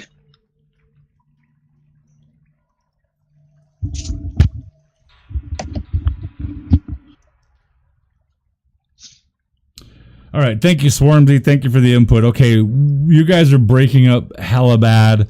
I am banking on the fact I'm not dropping any frames or anything like that. And our internet, let me check really quick. This sucks because I wanted to get through this. Our internet is smooth as butter. So it might just be too many things going up right now. So as much as I absolutely hate to do this, we are going to cut tonight's show short.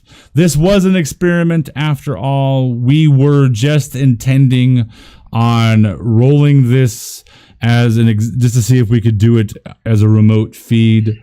Unfortunately, we do live in the western mountains of Montana, and at least 2 of our players here have ungodly, like, basically if you don't feed the right cheese to the hamster, he falls the fuck to sleep. So they have really bad internet connections. So we're actually having myself, my wife Jeannie, Danny, and Shauna are out in the other room trying to do this from out there, and we are here. So I think next week we are going to come back on for episode 8. Is that right? Yeah, episode 8 of The Long Road. We are actually going to go back to doing a live show in-house. Again, I am sorry. I have at least another hour easy tonight, but we'll pick this up again next week. Sorry for the shitty, crappy audio quality. I hope you guys at least enjoyed it. To answer the questions, the first 6.5 episodes of this show was a flashback scene. Hope you guys enjoyed that little swerve. And we will see you guys. We'll see you guys tomorrow at 5:30 p.m. Eastern for episode 3 of Adventure Weekly. And then I will be back on. I will not be streaming this Monday. Sorry, I'm needing to take a day off. I got a little behind on some stuff, so I will see you guys then again. On Tuesday at 8 p.m. Eastern for DM's Design. Wednesday, 8 p.m. Eastern on Wednesday for the finish of our one shot with a bunch of our subscribers and followers. And then no stream on Saturday or Thursday. Saturday, yeah. No stream on Thursday. Again, a DM's Design on Friday at 8 p.m. Eastern. And then a week from today, early in the morning, 9 p.m. Pacific, tune in for a Walk Beyond episode 1. Do you mean 9 a.m.? Yeah. 9 a.m. Yeah. Okay, 9 a.m. Pacific. Yeah. Oh, well, whatever. Look at the schedule. It's not even on the schedule. 9 a.m. East or Pacific time for a Walk Beyond, where I run the beginning, episode 1 of a game that's going to be extended. Sporadic, but it's going to be there for 5 of the wonderful moderators over at D&D Beyond. And then episode 8 next week of The Long Road. We will be live back in-house, so we won't have any more audio issues. Tune in then. Thank you for tuning in tonight. Hope you enjoyed what little bit we brought to you. I hope everybody has a safe and wonderful night. And again, if you are choosing to drink, please do it responsibly. Be safe. And don't drink and drive. And please have your heads on a swivel and watch out for all the other crazies that are out there. We will see you guys. Yes, Swarmzy, 9 a.m. Pacific time is damned early. I will be up. That is 10 o'clock my time. I will be up and ready to see what happens with Firehawk. There are some children involved. So hopefully those children can outrun her. Because we know what happens if they don't. They all die in a soup. Yeah, they all die in a soup. Anyways, you guys have been awesome. I've been Charles, your Dungeon Master. Everything you want to know about Forge the Tables down below. We are looking for players. I'm looking for Dungeon Masters. That information is down below. That is Danny. That is Connor. That is Shauna. That is Brian. And that over there is Jeannie. She's the lady that makes this happen, because she's the one that's giving me time. to run this and make this my job. So give a good nod to her, give her a smile, that sort of thing. And we will catch you guys tomorrow, 5:30 p.m. Eastern. Be there or don't.